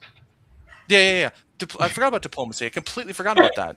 Dude, that will The best friends destroy are. friendships. And board game guys at that time period all love fucking diplomacy. I hated playing with my friend group because they was all a bunch of Oh my backstabbing. God! When I was 14, running as a paid DM at the old Unicorn's Lair, I must have seen 10 fist fights erupt at a table over in the corner because of diplomacy. Oh my God, it was, I mean, I was a 14-year-old kid. I never seen anything like this in my life. And everybody would look at me, oh, they're just playing diplomacy. I'm like, that Yeah, don't look like diplomacy to me. Where is that in the definition? yeah. That's where you Oh find the my God. table flippers in your wargaming groups. I mean, and sometimes they go back to the table. That was the crazy thing, they you could see the fist mark on the guy's face, and the freaking scratch mark on the other guy's face, and they're still going back to the table to finish the fucking game. Yeah, I'd be like, it's People then. and Feel different you hear people then. stuff. Yeah, Feel you better. see like that kind of you hear stories like that about the old war gamers, and then you hear about like how sensitive and weak-willed some like 40K players are. Where if I there's a song like Yeah. a football chant making fun of like a guy who like who solicited an underage girl for sex, and it goes like "fuck off, Alan Johnson, you ain't down." And if I sang that with Lon Johnson from 40K, I'd get kicked out of the store because they have no sense of humor. Yeah, I And don't it's go to just, LPSs anymore because of the song, and I just don't go. I yeah, yeah, can't do it. I don't even have a shop to go to. I mean, kind of, but Dude, I got it's all unfortunate the that the shop shops in I my go area. to, The unfortunately, ones that I've seen are like they're so sterile as to be unwelcoming. You know what I mean? yeah, Back there's in the just, day, not saying that they were like grungy and that was fun, but they just had that feel of lived in versus Dude, spotless Rusty Scabbard and tables that have never been used. You know what I mean? yeah, yeah, it's Rusty corporate. That's what you're Scabbard talking about. was It's just, a pilgrimage it's a down there. business rather than a hobby space, that just happens to have a business in it. And that That's I what call sucks, them card man. games for that because people play card games spend more time in a store than people who war game. Yeah, I'm fortunate Oh, that Bama. the card game shop I go to, most of the people there are fine. They're not smelly and they're not total assholes. So, you know, I'm fortunate in that. I have burnt my bridges, man. I don't go back No, in I there. don't blame you, man. I really. Hey, grandma. No, you, Bubba. No, say it is. I'm even blackballed from the Loki Pokemon Go community. Our Oh pronouns God. are, that's a lot of words to say faggot.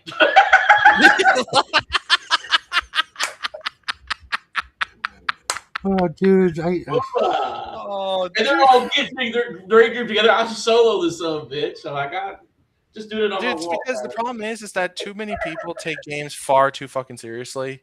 Like, I'm not saying don't be passionate about the game, but they've no sense of humor. They can't take a well, joke. because they forget that once upon a time, being able to play a game was actually a luxury, not like Yeah. a civil right.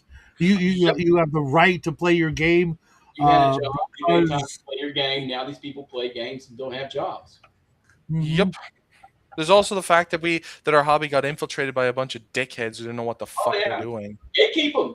Should have bullied the Yeah. shit out of them the first time they Oh, showed but gatekeeping is mean and it's elitist, and you're just being a up. fascist. I am Wow. a fascist. Fuck them. I've never heard someone say I'm a bitch in so many words. It's just You're illiberal You're democracy. you are very lucky. Bad news, but I made a killing, and I have so much what I just consider just bulk profit that I could probably buy a second house if It I probably wanted the to. first But 5 years of the game, it was actually fun and enjoyable. It was right, weird. I mean, up until like I want to say like the dark, expansion. Up until then, it was fucking awesome. When they started doing phasing, I noticed it just really Yeah, got. Ice Age. When they got rid I of oh, was telling interrupt, dude, they dumbed it down. dude, you When they want to couldn't talk understand about that interrupt is faster than instant, and they started to stack. That's when Magic became more about just product than competition. dude? If you, oh man, you don't know how fucking right you are. Because I play Modern Magic. Oh man, just sometimes to it's like say, pulling. I It's play, I I play, the card part of it, where they do a new set every quarter, is ridiculous. Plus, dude. they're following the same thing they did in other stuff. The people who own it, and they just make it overpowered and they make chase cards like what destroyed the fucking sports Or the card. One Ring, the One Yeah, Ring. they made it a chase card, and then they ban them, and then they do it again by quarter. But they let you just absolutely rape each other for 3 months, and then Oh, they hey, later get GW, that's a great model you have there where you make an overpowered army, and then when everyone buys it, you just cut it off at the fucking kneecaps. What a Yeah, great business model, you dickheads. that's why I only well, do digital. That way I could just grind it. Yeah, that's why I'm gonna sell. I have a bunch of bulk that I don't need. I'm gonna sell it and keep a handful of decks and just go to events where we do like pre-releases or whatever, and that's how I'll get new cards or a proxy mhm. where I it's am kind of dirt. Yeah, wait. I don't even smoke cigars. I'm just gonna hire some guy to come in and smoke cigars when I open a shop, Yeah, just so I've the embraced pussies won't come Rakdos in. and Doom.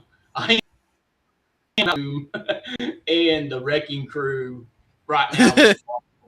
Just love it. Yeah. I hate the universes beyond stuff for the most part, but yeah, it's whatever. I have no idea what No, you guys are talking about. Magic It's is How'd a that the happen? fantasy realm, and now they've ruined that with Ninja Turtles and Marvel. Although those are broken as fuck and fun to play. They the just Final are. Fantasy set wasn't too bad in terms of like staying within the No, you're fantasy. talking magic still, right? Yeah, I yeah, did yeah, that. yeah. Okay. I Yeah. did any of you guys get the Dungeons and Dragons cards? I got a few of them, I but had I it back didn't. in the day, but I got rid of it. I have almost the whole set I got from Rob Oren, along with a bunch of other shit. And They did I never got to play it. have the art I Um, liked. I didn't like the 2E art, to be honest. Oh, you're talking about like it there was was actual D and kind D of a card game. There was an actual D&D card it game. seemed like it was a neat idea, and it deserved its place there. But some of the other stuff, just like okay, but it would be better off if they made it like in starter deck form They only. To me, licensed it to the point where it doesn't mean anything anymore. It's just like Polaroid. It doesn't matter. Mhm. Mm. Although I will go play the video game. I mean, the pinball game. If I see the new D&D pinball machine, I'm playing the shit out of it. But dude, But there's as you can actually for on what they Steam, do, it's Where alike. would you find a pinball machine? dude, you can actually get this Crowley the just made one last year, buddy, and it's awesome. The Mistara pinball D&D game you can get on Steam. I actually have it. Yeah, I'll play It's not a pinball game. it. I mean, if it doesn't have flippers on the side, and yeah, I True. haven't seen a real pinball machine in at least 10 years. They It's had some because at this one it's place. because the Zoomers, the millennials and the Zoomers and the alphas aren't playing them. That's why. Hmm. We You have, I know can that. see. we have a microbrewery that has the entire upstairs is pinball machines and an 8-bit arcade All bar. right, Steve. When I open the shop in Texas, you and Connell can have separate smoking cigar and cigarette smoking areas. And if you get me freaking back on them, I swear to God, I'll wring your neck. There's Um, two places in Ohio that are considered pinball museums, and you just pay and you can play all day. Nice. did you say pinball museum? Yes. Shut the front door. Yeah. It's in They're the Ohio. There's biggest ones in Wow. Nevada, far from you, so drive there, man. That's the biggest My grandparents before video games came out were like the kings of pinball machines. And remember Seawolf? Oh, yeah. Bro, I'm gonna jump, guys. Thanks for the chat. It was great talking with you. Take care. Hey, don't before you go, don't forget we're doing the Gilgamesh last Thursday of the month. Oh, okay. I have the Epic of Gilgamesh. I'll read that. So the My, last Thursday of the month. Bye bye. my favorite pinball machine game that I can remember playing locally was the Elvira one. The Elvira was at the newsstand. That was right there, right next to the Kiss pinball machine. The 70s one, like the 78 one. It's oh yeah. They made like four of those. But what was the other one? The Elton John one. Where you had to have played that one at least once. Um, I heard. but my grandparents, they literally like ran the pinball market in the Atlanta surrounding area and had multiple distribution centers, and it was just crazy. Like uh, Prepared for Haley. before regular video games came around, and when those came in, they kind of retired. But I mean, they ran that the whole circuit of pinball machines for forever, for like decades. They were. One of the things I follow on Facebook just for the updates are the pinball manufacturers. Love it. I would love to see an old freaking Seawolf game. I have. Oh my god, that would I be tell you so what, I'll awesome. keep my eye out and send you a picture when I run across one. But I haven't here in Ashland. They made coin-op machines illegal years ago, and so now there's a few places all around us that still have pinball games. And there was a pizza place in Lloyd that make it. They got vandalized, so they had a pizza place with pinball machines, and people fucked them up, so they took them all out, which is sad. That's fucked up.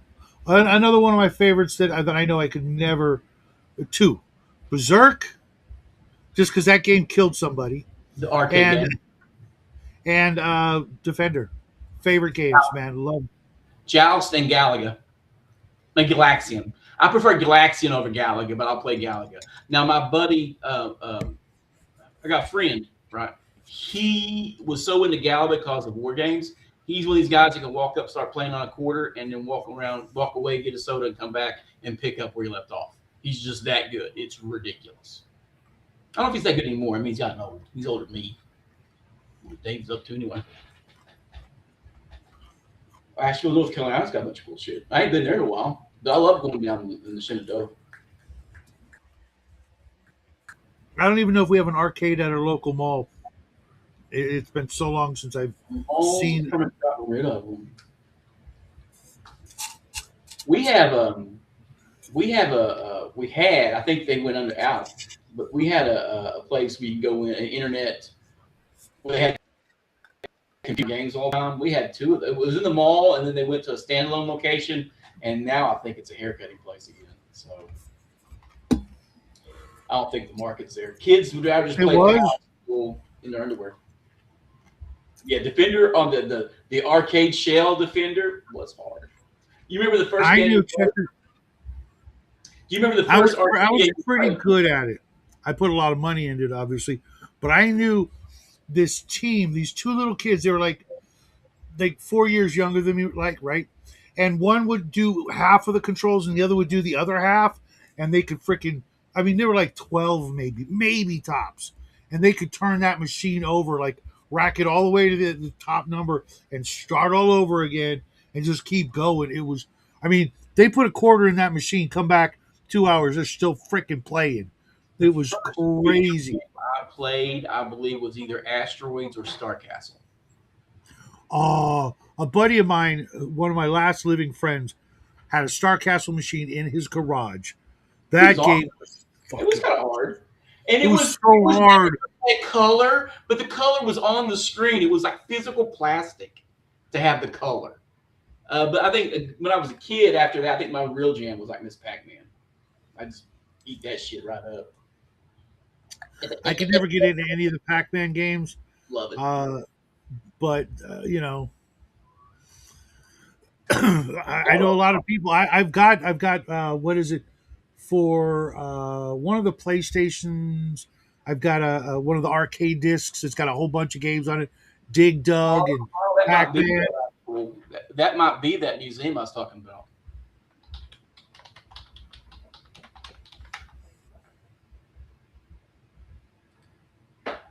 Yeah, Gerard. That's it.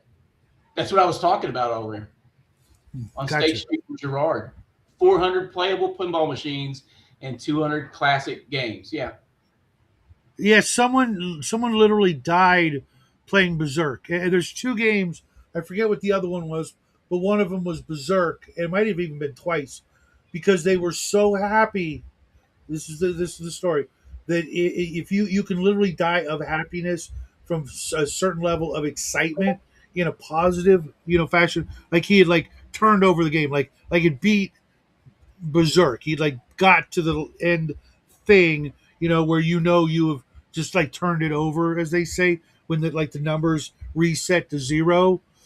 He literally had a heart attack. A young kid had a heart attack because he had beaten the game. Look it up; it's a real thing, and it's happened several times with things like that. And that they just had a heart attack doing their favorite thing that like really crazy young, like he might have been like 14 or some shit. What happens It was is just your like, heart syncs up to the music and the beats. It happens at raves all the time. You're on ketamine or you're on X, and when the music stops, your heart is synced up. It stops as well. You can do that naturally through natural excitement, but X makes it easy to do. That's why people drop dead of heart failure at raves, and they went after X. So yeah, it can happen. that's pretty. I mean, if you're gonna go, you might as well go doing what you love. But I mean, talk about unexpected, right? It's like, Easy stop, whoa, just drop. oh, dude, I was about to mention Tempest. Tempest was like one of those great, just like what drugs? This is a drug game. You know what I mean? They were on drugs when they made this game. The Tempest dial completely, but that was a great Atari game. is redoing those games, and they're on Steam, and they call them Recharge. Tempest Recharge looks ridiculous. I play Centipede Recharged and Yards Revenge Recharged, and a few others. That's my guilty I pleasure for video I games. wish I mean I've got a great setup for video games. My boy comes down and he plays all kinds of stuff in my man cave, if you will. I mean, it's the nicest room in the house. I went out and I like emptied it and started from scratch, except for a couch that I need to replace and the easy chair. But it's like, and everybody wants to come into this room, but they know it's like, no, don't even no, just no. I have annexed this room. Last summer when men had dens, bring back the den. I'm a firm believer in that. Yeah, yeah. As a matter of fact, I I annexed my dad's den and turned it into our D&D game room. I had the cork board with the Greyhawk map. It was two cork boards uh, affixed to the wall, then the Greyhawk map on the cork board, so that I could put the thumbtacks in it and then do the yarn thing and make the borders for the nations. Oh, it was the shit. That reminds me, we have a local event in Huntington, and it's a pinball association for people who play, I don't know if we could have another one either. collect, and they are going to teach people how to repair them. I'm thinking about going. One of these days, because I could do it right now. If I said we're getting a freaking machine, we're getting a machine, right? But I want to get something that's a stand up that has Pac Man, so the wife will play it, and has a bunch of like a Raspberry Pi, if you will, but a stand up. I just not exactly sure where I would put it, but I know if I if I I got to figure out where this event is. I'll send it to you on Facebook. if I could do it, the family would lose their shit. Um, Wait a minute. I sent it in a message to my buddy Joe because he's another pinball freak.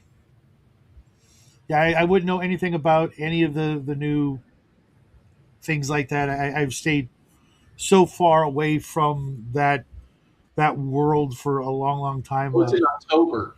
Yeah. You might want you this, but this is a local thing, and it kind of surprised me. Um, I think I prefer Dork Den to Troll Hole. So let her have that. I'm just saying, you talk know what I'm about the saying? It's just, man. funnily enough, I'm actually painting a Reaper miniatures troll right here. He's a little too shiny, but he is a Moor troll, so maybe he's sopping wet. But that's what happens with. Oh, they're having a tournament. The 2026 Appalachian Pinball Expo. Free play with entry. Free entry. Bring a game.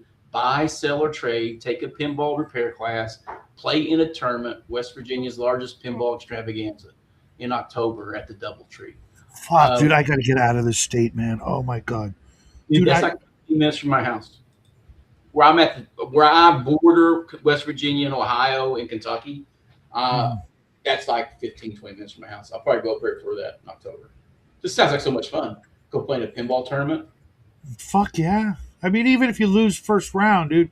I mean, because how many times have we played where the ball just goes fucking sinks? Like, I'll probably you go know what I take the mean? repair class. I'm probably going to take the repair class just to get out of the house and do something that's not game or family related. So, I think I should do that. They have a radio museum up there. It's awesome. If you're really into road radio, it's like tubers and stuff. Hmm. It's nice. Yeah, my old man, he was a ham radio guy, and when he bought his gun shop, it also happened to be a CB radio shop as well, and catered to almost exclusively the police community of Anaheim. And I kind of miss that. I kind of wish we had it. What? Anaheim. Yeah. That's a I bunch I, of I miss the old CB radios in the car, man. I really do. I miss that shit. they're still out there. I mean, I Oh, sold them. I know they are, but the wife would be like, "Yeah, we don't need this." I'm like, "Yeah, you don't need it. It's not about need. It's about if you need it, that's great. But in the meantime, you know, it was like the original, cell phone in the car. You know, you can talk to We people. set a bunch up a couple years ago after the floods hit East Tennessee and stuff. We set a bunch up. So all my, how can I say this without getting in trouble?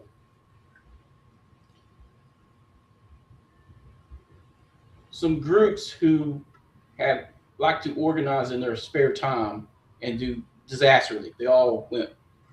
They found out that all their apps on their phone shit didn't work during an emergency. They could be cut off. Towers went down, so we all went old school. So I Take saw care, people out Steve. on computers and stuff. So they all went CBs and AM radio. So we did a bunch Absolutely. of 106s and 106 repeaters and stuff. It's nice. So At the anything very least, I gotta pick up some handhelds. We had a lot of fun with we had these little rinky dinky walkie talkies for a while. Even though we had cell phones, we still I don't know why, but we just picked some up, and the kids would take them when they went out playing and stuff, and it was just. I mean, for some reason, you could have a cell phone in one hand and a walkie-talkie in another, and the walkie-talkie is actually still fun. You know what I mean? well, I don't know what it is about it, but I don't know. Of course, the kids would get in a lot of trouble for you know, you know, being on the walkie-talkie and goofing off and hitting channel 9 or whatever, and I got Somebody come on, hey, you can't be doing that on this channel. You know, do what you got to do. my mom worked for React for many years. Uh, Death Angel, welcome to the show. Uh, she worked for React, which was Channel 9 on the CB radio, and back in the day. For those of you who don't know, if you had a CB radio and you needed help, you called Channel 9, and then Channel 9 would use a real phone and call somebody in your area because you couldn't, because you were on the road with the CB Right. radio that didn't, and that's how that worked. And it was a Remind me of lot of like fun.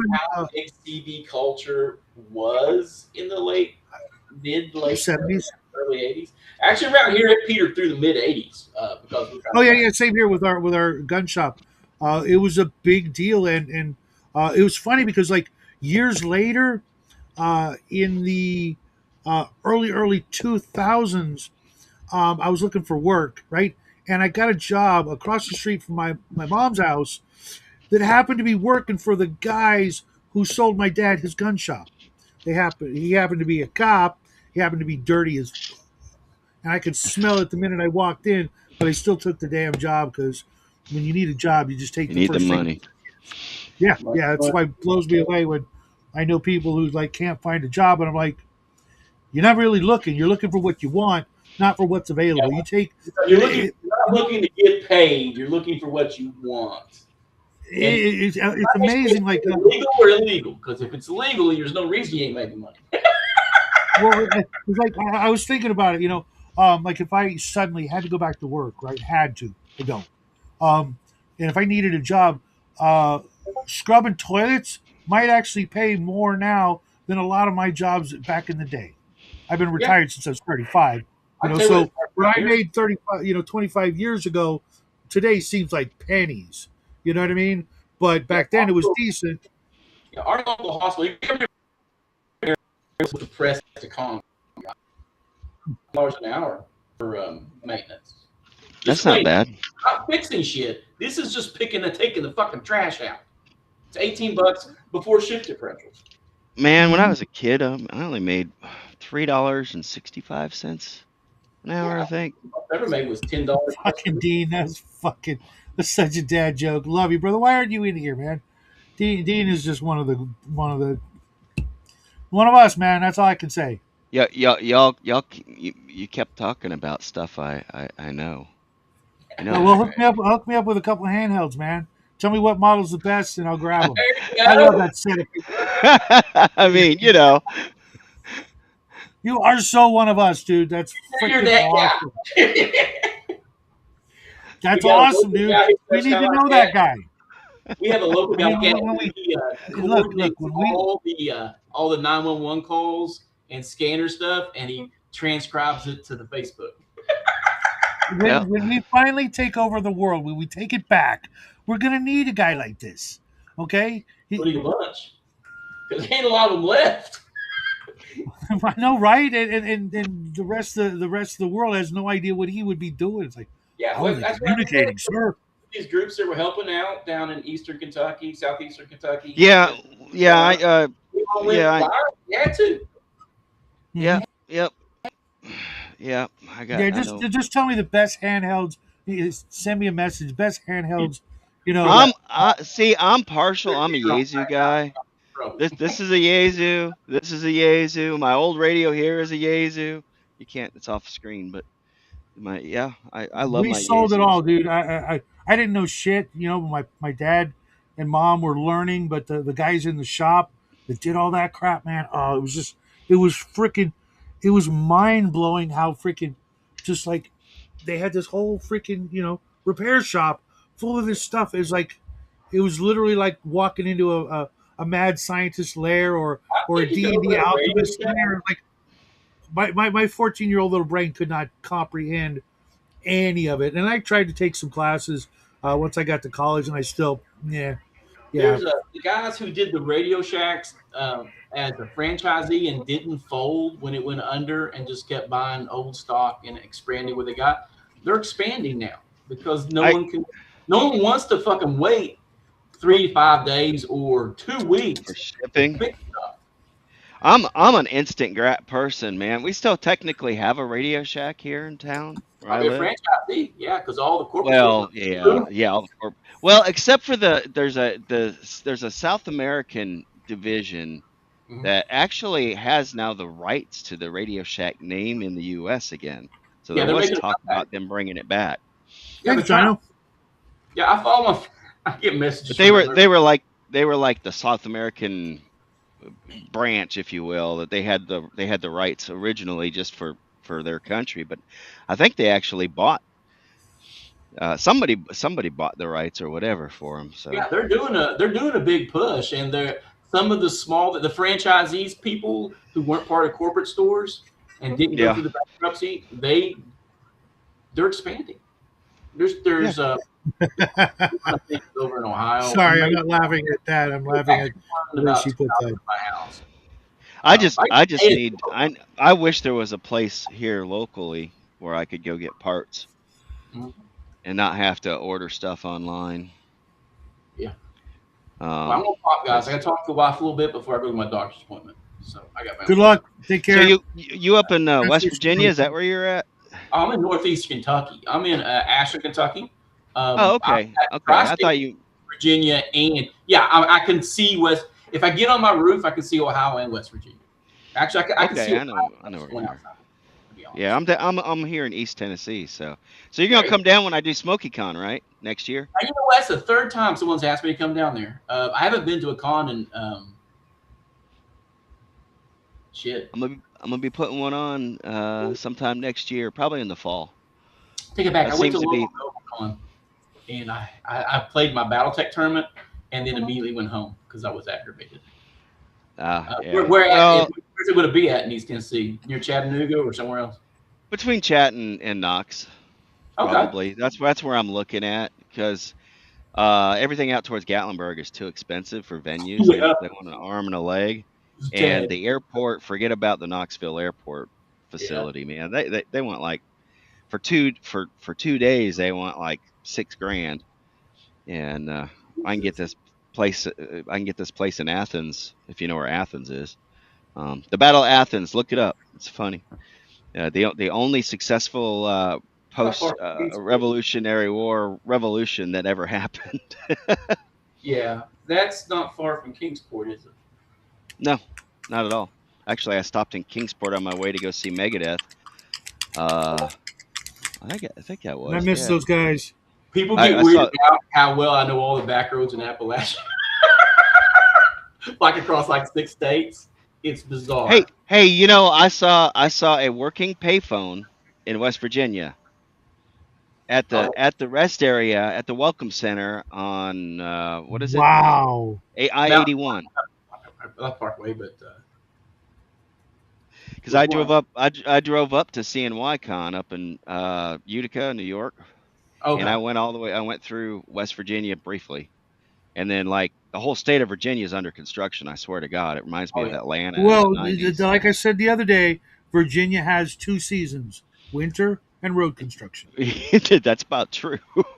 Yeah, but the Panhandle. I used to live there, and that's what they told me when I walked when we drove through the border, or whatever you want to call it.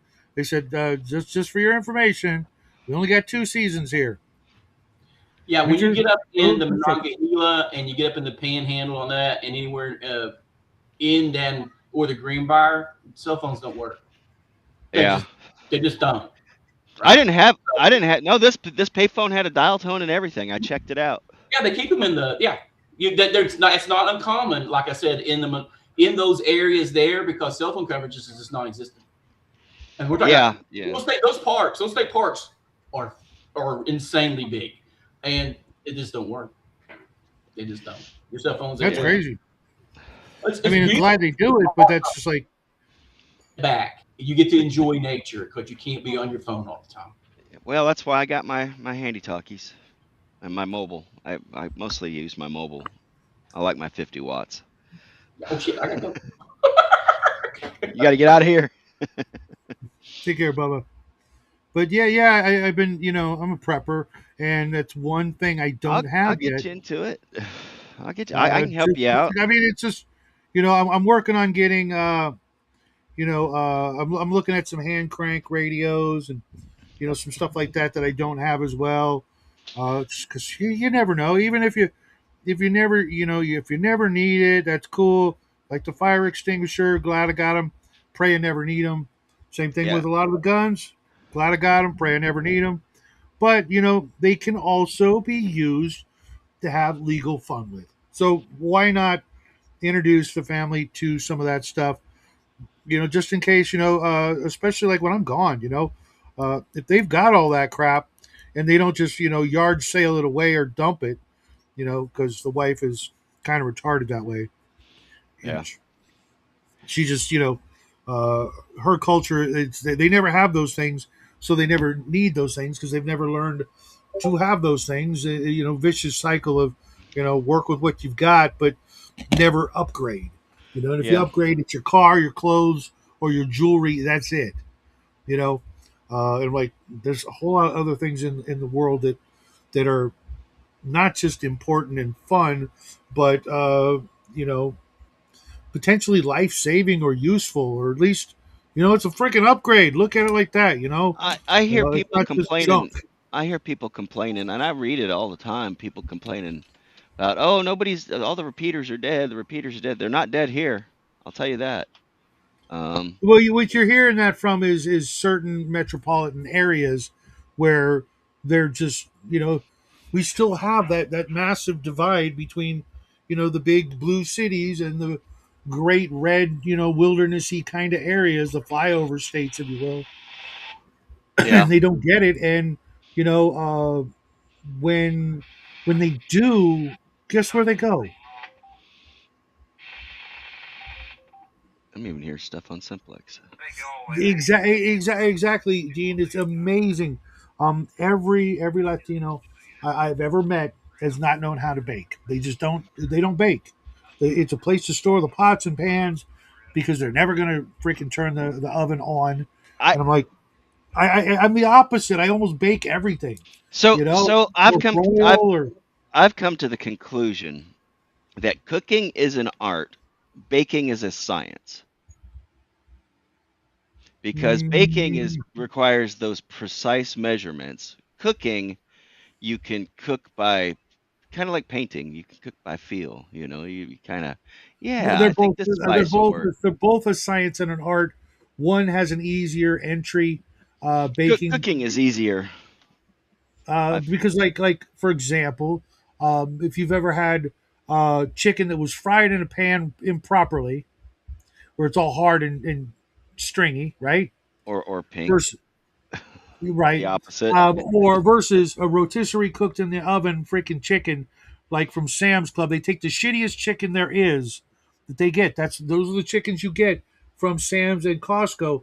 And those giant rotisseries, they pick the reject chickens, put them in there, and they come out like the best chicken you've ever had. Or at least for me, that's like my favorite chicken. If I'm not going to cook it myself, I want it from one of those rotisseries, and I'm in hog heaven. I just like I can't even hardly wait to get the chicken home. It's in the car, and I'm like, can I reach and just like, grab a little? You know, it's fucking delicious, and they Yeah. do almost nothing to it. You know what I mean? Oh, I It's so so now cooked. that's not true with Publix, but you'd have to have some Publix. But my wife she was the assistant deli manager for Publix for years. She worked for the deli for 9 years at Publix, but I think I've like never 5 or 6 of been in those one. years she was an Uh, assistant manager. But yeah, they're coming, they're growing, they're expanding. I think Same here. somebody in Maryland when we were driving back. We stopped to get gas in Maryland, and somebody said Publix was coming to Maryland, and I'm like, really? They're coming to a Yankee state? Because Publix is out of Lakeland, Florida, so that's their headquarters. But you've had like a Sam's or a Costco chicken, right? I don't eat chicken. I'm Oh, weird, okay, but okay. but My but I dad was cook. the same way. Yeah, I'm weird. I eat like a 5 year old. I'm probably gonna go have some ears of corn that I made the Sunday. I'm probably gonna heat those up for lunch. But I do cook the turkey every year, even though I don't eat it. And my wife says I Okay. make the best turkey. I mean, Yeah, my every year it's that Norman I, Rockwell I looking thing. literally taught the wife's family how to make How to how make to make a turkey. Thanksgiving? Yeah, yeah, they love it. and I if I never eat another turkey, I'll be just fine. Um, but I'll never forget this one time. It was okay when I make a turkey. All I do is I throw a stick of butter in there, and I take a couple of oranges, quarter them, and shove them Aromatics, right in. aromatics, yeah. Aromatics Okay, seem to help. and then just constantly basted, right? I Well, use I usually use apples and onions. And like I'll take apples and onions and a little bit of water, look, tablespoon of water or something like that, and nuke it I like the just to idea of make the it onion. soften up. I can see that. The onion and the apple makes good aromatic, and then of course you've got to add the thyme and the sprigs of thyme and what's the other one? Rosemary. Rosemary. Yeah. And but you don't put stuffing inside of a turkey. That's why people say, "Oh, it takes forever." No, it does not take forever to cook a turkey. Only takes forever to cook a turkey if you put stuffing in it, and that because it's so dense. Hmm. And But check this out. Like one of the first years I made the turkey, I pulled the turkey out of the oven, and I'm doing the thing, and I empty all the stuff out. And because I emptied it into a bowl, uh, my sister in law she grabbed one of the oranges, thinking it was going to be orangey. It's just like oh, it's like oh God, I can't even imagine the awfulness that must be like.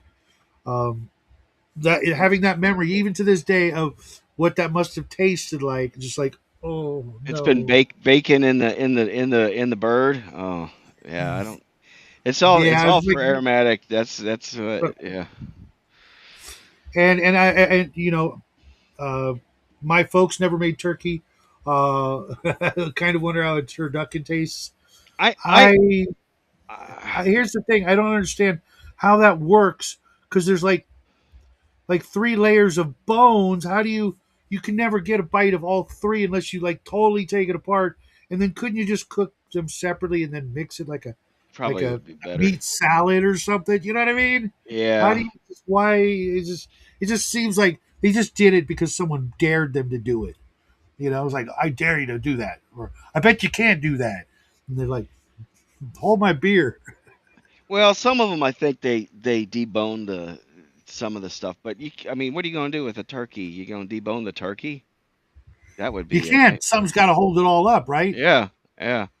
And I don't So like duck. I had duck and it's too gamey. Not a fan of the gamey flavor. It's like to me, because I didn't grow up with it. It tastes like, hey, this is rotten. yeah. This has gone bad. Oh no, that's the way it's supposed to taste. Then why do you eat it? It's like, I mean, I know you could get that part of the flavor out of it, and I'm certain that people must do otherwise. Well, duck fat is supposed to be really flavorful though. Like a The lot of only things. ducks I've had it twice, and both times I'm like, yeah, Again, ducks have. I don't eat duck either, so I haven't had I haven't had chicken, turkey, or duck since Star Wars was in theaters. So, and I do mean Star Wars. 77? Yes, Wow. or steak. Are you vegetarian? No, No. it don't make sense. But that's usually So the just what, easiest thing. Just hamburger and haven't had pork a chop? hamburger, haven't had a pork chop. No, not in Then decades. what meat's left? Fish? I eat tuna if it's from a can, like Starkist type tuna. I'll make tuna sandwiches or Got a good whatever. I'll way to eat a make some tuna tuna sub. salad. I'll do a tuna sub, tuna salad sandwich. Yeah. Okay. And I'll eat good hot dogs if they're all beef hot dogs, Mhm. and pepperoni and salami, stuff like that. So cured meats. I'll make when I make biscuits and So you're gravy. so you're sure rooting for gout? Is that it? Rooting for what? Gout? You rooting for cow? Why? Because of Well, the because if you eat a lot of salamis and cured oh, meats, yeah, ask Coleman. He'll tell you yeah, all about it. yeah. No, no. I love veggies though, so I do all right with veggies. But I like oh, which reminds me, some. I've got cauliflower and some other Oh, stuff. I cannot do cauliflower. Cauliflower, broccoli, I love spinach. cauliflower and broccoli and spinach, but I prefer canned spinach if I'm going to eat like something like that. Although I'll get spinach like on my sub because it's usually there, and I'm like, sure, why not throw it on there? It's Hmm. healthy. It's got iron. I'm sure I'm iron deficient, so you know. If you get cold easy, that's a great way to find out. But I wonder how to. Yeah, I don't know. Like I said, I'm just weird. And my wife first time. So my wife met me at a Ruby Tuesday, Hmm. and she was my server. And she said she come right out and she said, "What are you, a tree hugging hippie freak?" And I said, "No, I'm just weird." So, but I don't know. I must have made an impression because she chose me. She had to go hit me on the head with the frying pan. So you know how that goes. You guys are happy. That's all that matters, man. Huh? And she had she was a gamer before I met her. So That's to just a me. That's just I mean, I've been on this freaking rock for almost 60 years. The only yeah gamers I ever had any relationship with were because they saw me doing it and they wanted to do me, so they figured they got to do that to get to that, and sometimes it worked out for years or what have you. Other times, not even a she didn't for the get into most. it because of me.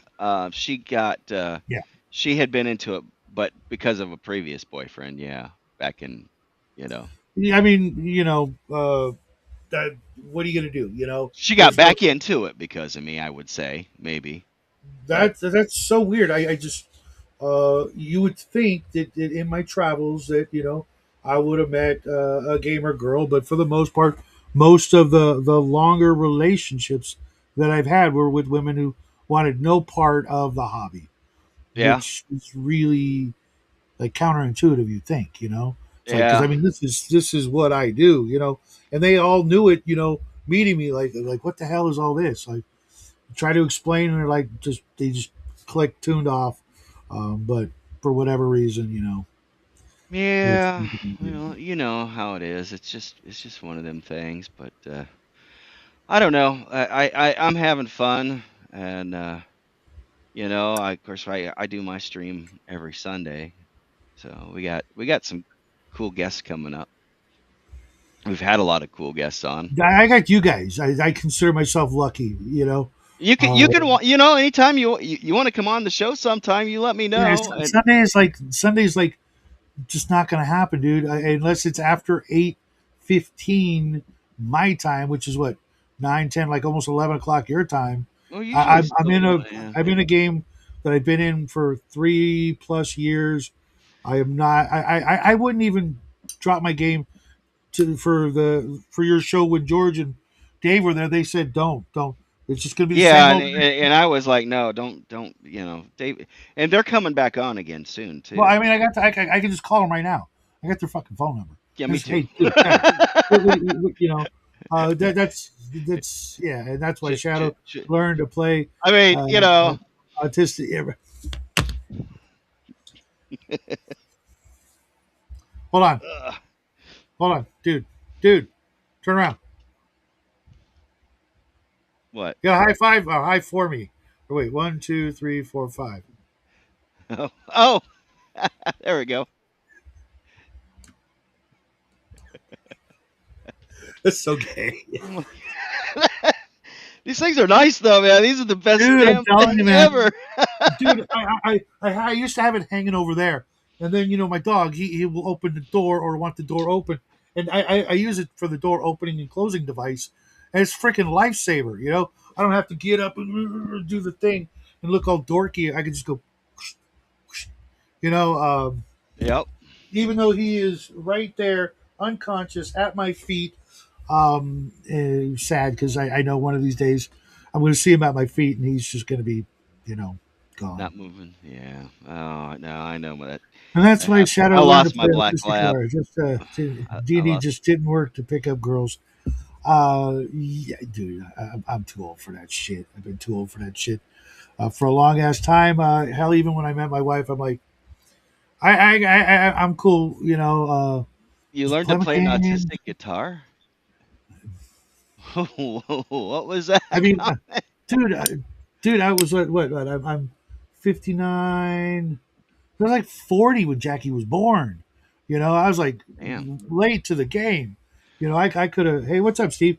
I could have just lived the rest of my life being a freaking, fat old dork playing, RPGs or whatever. You're But if it you're weren't for you're you're not the. I mean, you might be a dork, but I don't think you're fat at all. Now I'm I hide it really, really well. It's do all you? in my. Well, I mean, I'm losing it, but slowly. But What's up, Agile? Why do you have three what? dudes in your profile, your avatar? I don't get that. That's weird, but it's cool. It kind of looks like an old like a three-man rock band, little logo or whatever.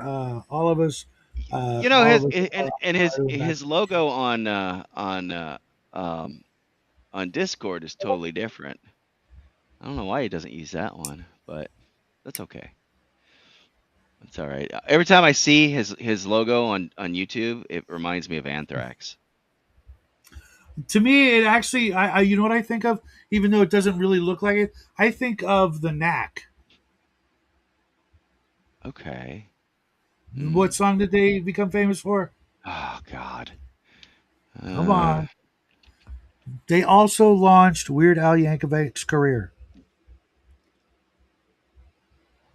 oh, what was there? Oh, that song. Okay. Yeah. Yeah, that was a Yeah, I good don't like song broccoli too. or cauliflower.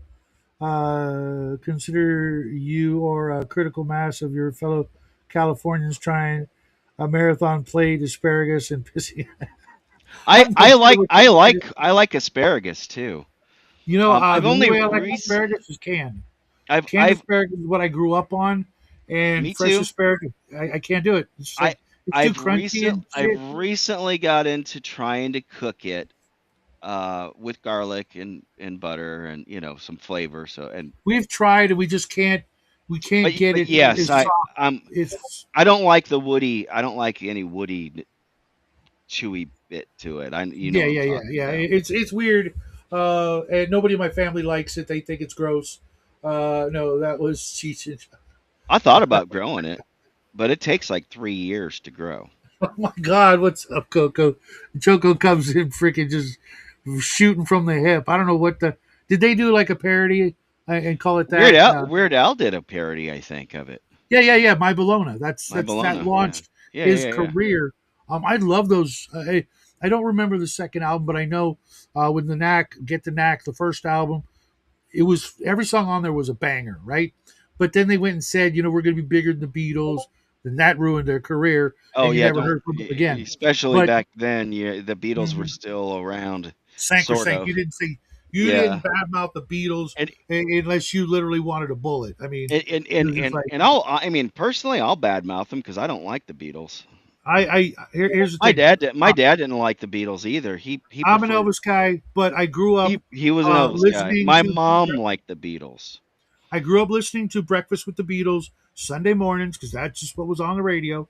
When I took History of Rock and Roll with Matt, I forget the professor's name, but he's really famous. Um, we had an entire semester of the Beatles. Did Yeah. all that. Lots and lots of respect for things about them, but an absolute hatred of all things communist and socialistic. So when Lennon got a bullet, I didn't celebrate, but I'm like, one down, three to go. I'm kidding. I'm kidding. I actually told that joke to my girlfriend at the time. When John Lennon got shot, I said, it was like maybe 6 months later, whatever. It's like, hey, what? Get the Beatles back together. And she's like, what? I said, three more bullets. She hung up on me, and she was fucking. Oh my God! If I was Oh there in the room, Lord. I would not be having this conversation now. Well, how many still No, I alive in do the not like Beatles now? cactus. How many still alive? George? Is he it? Ringo died, right? No, I think he was.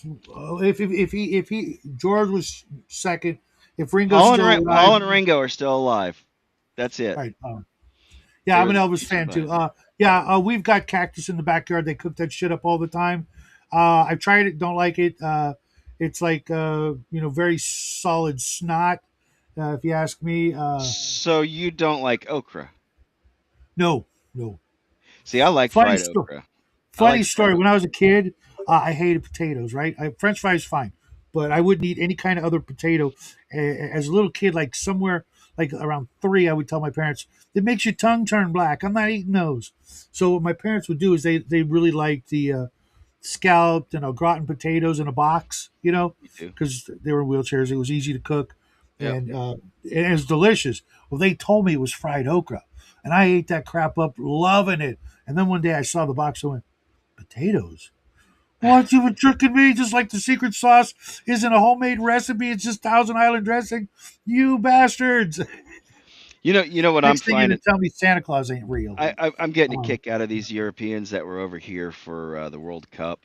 Now, as much as I can't stand the game of soccer, um, I think it was kind of funny that to hear their revelation of how good our food actually is, and how friendly everybody here is, and just it's like dude, their media has I been was on lying cloud to them nine watching so those bad. videos. Yeah, I like I said, I hate soccer. Can't stand that game. It was like so But heartwarming to these see, people, the Scots, man, and of course, I don't know if you see the Reddit. I've got some Scots Irish in me, so no, really, I yeah, gotta yeah. guess. I got dark brown hair, but I got one of my. That ain't brown, that's red.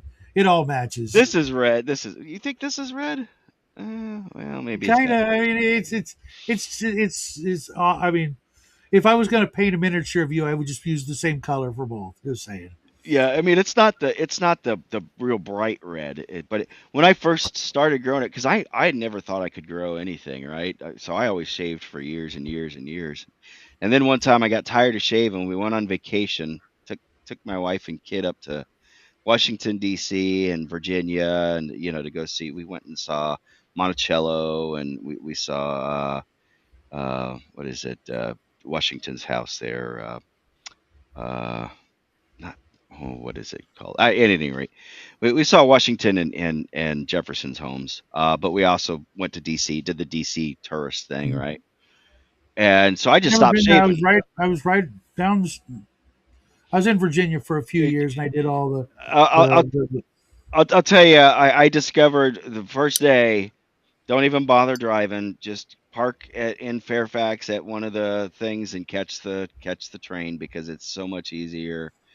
You'll never, Mhm. find a Yeah. parking spot. I did not enjoy my time in Virginia, I will say, but I was a different person, and it was a different time, Yeah. and it was just they found out I was from California, and it was just like over, like Well, preconceived notions. I mean, now if you're up in the Fairfax area, you're basically in a DC suburb, and that they're all Now sweat jobs there I anyway. was there for a while, and then ended up in Buckrow Beach, and that was just.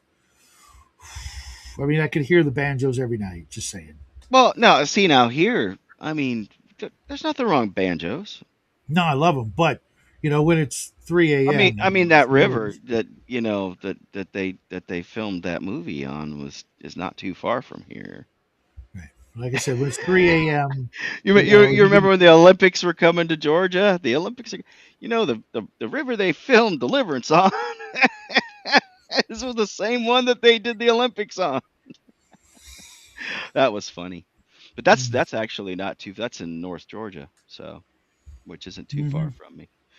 Dude, Uh, too many women still like that guy, and they don't get what that he you know uh, habitually beat the shit out of his first wife, um, and just all kinds of things. They just want to just freaking oh, the actor from Deliverance. no, John Lennon.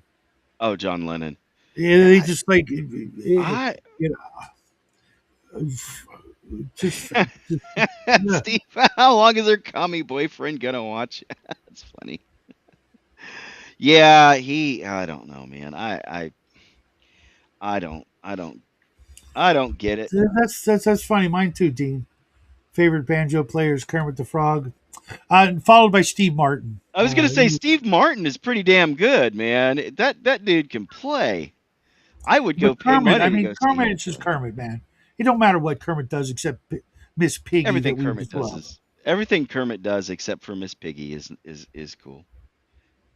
But I don't quite get that whole thing. But yeah, whatever. They Well, float I, their boat. I'm not going to say my theory on camera, but I'll tell you one of these days my Okay. theory on. We'll have to. It's not pleasant. Um, Bacon. Well, bacon tastes good. I mean, Cooked bacon tastes good. Uncooked bacon will kill you. yes, yes, it will. Yes, it will. That's I had bacon for breakfast. 4 slices of bacon was my breakfast. Yeah, Um, yeah, I eat more meat than anything else. I haven't I gotten like quite bacon. I full. do eat bacon. I haven't gone full carnivore yet, just because I can't figure out a way to do that because I'm not giving up bread and certain things, but I could. I mean, if I had to choose, it was like this or death. Okay, fine. I'll give up the bread. Can I still have I cheese? I I don't like know. certain bread. I mean, I'll do white bread. Like if I'm making a PB&J sandwich, of course it's got to be on white bread because what else are you going to put it on? But or Oh, I could gee, do honey wheat, but that's you know, fucking hysterical. John Lennon actually tried to get better later on, but it turns out he and Yoko deserved each other. well, a lot of people blamed her for the breakup of the Beatles. It So would- it- you for know, everything. Everything bad about the Beatles was because of her. You just piled it all on her. She was the devil. Uh, was she really? I don't know. I have you think ever heard her sing? uh, she can't sing, can she? She's tone Just deaf, just right? Do I need to that's Google putting it? it nicely. Um, it was literally where the inspiration for like the sirens and the Oh, cacophony and that bad, huh? oh, dude, literally, um, like Yeah, Nina Hagen from but if you ever sirens sing really really well. no, no, no. They sing I so bad that your brain explodes. Um, I thought that that's they yeah, entice the sailors more of and the then cacophony, or like if maybe if like the, she sings like a banshee now maybe. yeah, Now that would imagine it be the if the banshee I could world get. was coming to an end in the most violent way possible. The sound it would make is what comes out of her mouth. Very good. If you've heard like Wendy O or Nina Hagen when she tries to be all bitchy, nah, that's pleasant in comparison. Yeah. Foggy Yeah. No. Mountain Spaceship is a crazy banjo trio. What they do with banjos is crazy. Never heard it. I would love to. Um, well, Dean, if having kids doesn't change you, you are a monster. I mean, change you for the better, obviously. Because Yeah. I see my dad I mean he liked Elvis, he didn't like the Beatles, but the guy he liked the most was probably Johnny Cash. That was no, the Man in Black, that was his go-to. Which is funny cuz what was it that's uh, I want to see that. I was actually, believe it or not, though, a big Paul McCartney fan while he was with Wings. After that, couldn't care less. But like Band on the Run, their version of Live and Let Die, See, um, well, see now so many my songs. did they wrote Paul and his wife Linda, they wrote Live and Let Die. Okay. But I prefer the Guns N' Roses version. That's my preferred. Oh, I hate Guns N' Roses so I much. love the Guns N' Roses version. I can, I dude. I know every song. I know every lyric for every song on Appetite. We saw. I've seen Guns N' Roses 3 times. I saw them back in with Metallica back in the day in the '90s, mm, early '90s. Um, and then I took my wife to go see him on the Not in This Lifetime MF tour, which I took my wife with me, and that place was packed. They were shooting off fireworks at 2 in the morning in downtown Orlando at the Citrus Bowl, and there's an 11 p.m.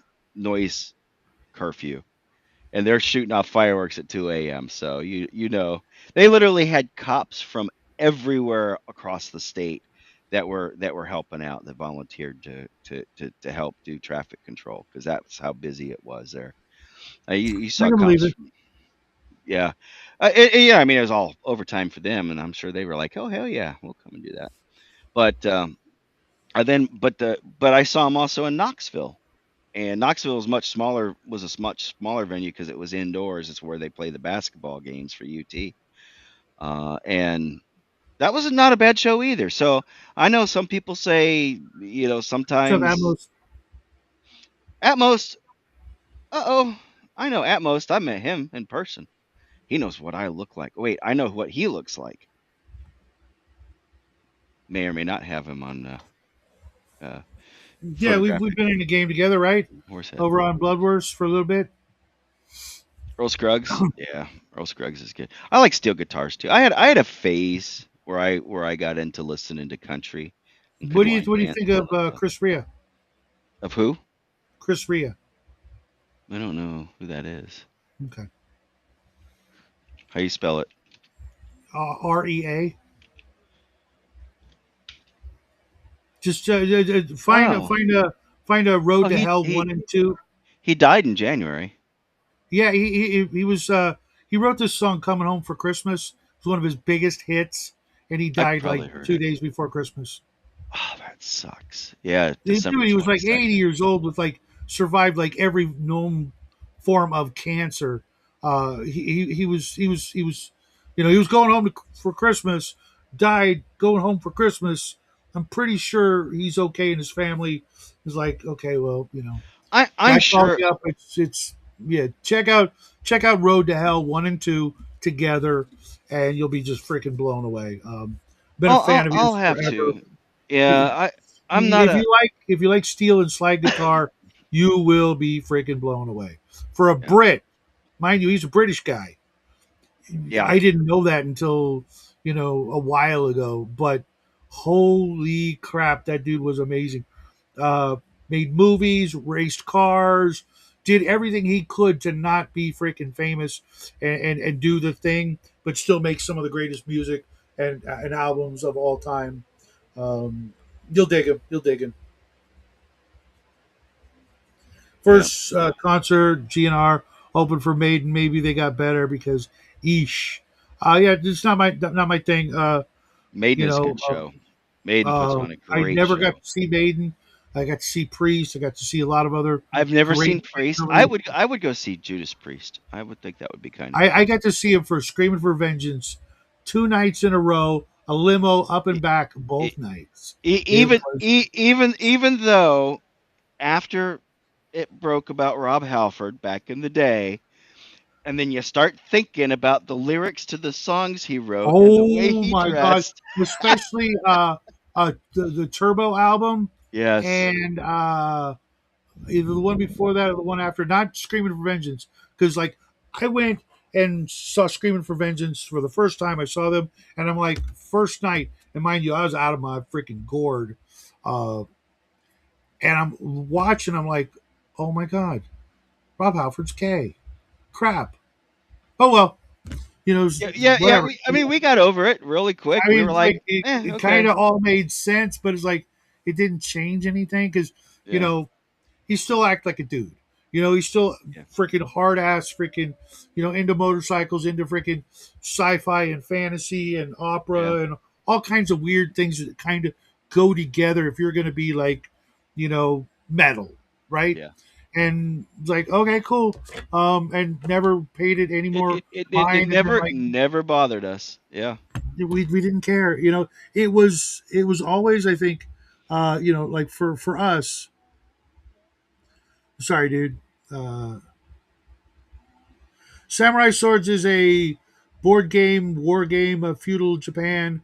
Uh, I've never got to play that version. I got that for $15, 10 or $15, yard sale around the corner, 100% complete. It was friggin' awesome. Love playing that game. It's not easy, but it's fun. Feudal Japan with a whole bunch of different nations, like kind of like Risk or Axis and Allies. You're trying to take over all of Japan with swordsmen, spearmen, samurai, riflemen, etc. What's up, Vic? so Um, so you might get a kick out of this. We'll see if you recognize this. So I my my my lawful evil cryomancer in the Hyperborea game that we do on Mondays Okay. met an untimely demise Uh, by a saber-toothed tiger. It got me while I was midair, moving at a whole 10 feet per round. mhm. That was the fastest. So I got a new character now, and his name is Gunner. Do you know who this is? Oh God, I can't. No. You do know who they are.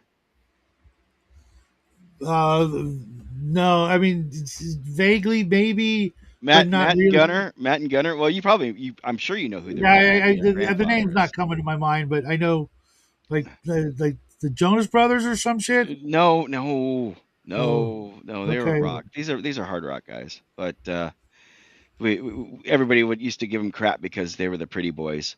That's Nelson, Hmm. Matt and Gunnar Nelson. They're identical twins, right? You know who their dad is? Yeah, Ricky. Ricky Nelson. You know who their grandfather is? Ozzie Nelson, as in Ozzie and Harriet. Right. Yeah, because Ricky was on What a the Oz horrible and way to Harriet go, show. mauled by Yeah. a giant animal. Yeah. Uh, Mauled by a giant. It was fun though, man. It was fun. Except I underestimated how close this thing was. And in Hyperborea, the levitation spell gives you a 10-foot move per round. And so I was literally 10 feet in the air, and this is a giant saber-toothed tiger that's about yeah, 12 ain't feet nothing. long. Yeah, Yeah, he's I just. was I was basically a giant cat toy hanging in the air. You were a human pinata. Get it right. I was well, yeah, but I was a cat toy because I got mauled by this thing, It's you funny. I, know. I actually liked a bunch of Ricky Nelson stuff back in the day. Um, Yeah. well, I was working at Party City, and they had this piped in music, and some of the only good songs were Ricky Nelson.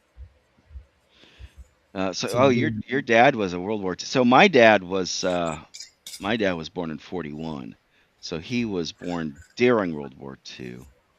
My mom was 43. Technically, she was born during World War II. So they were the were they not were they boomers? I think they were the boomers, right?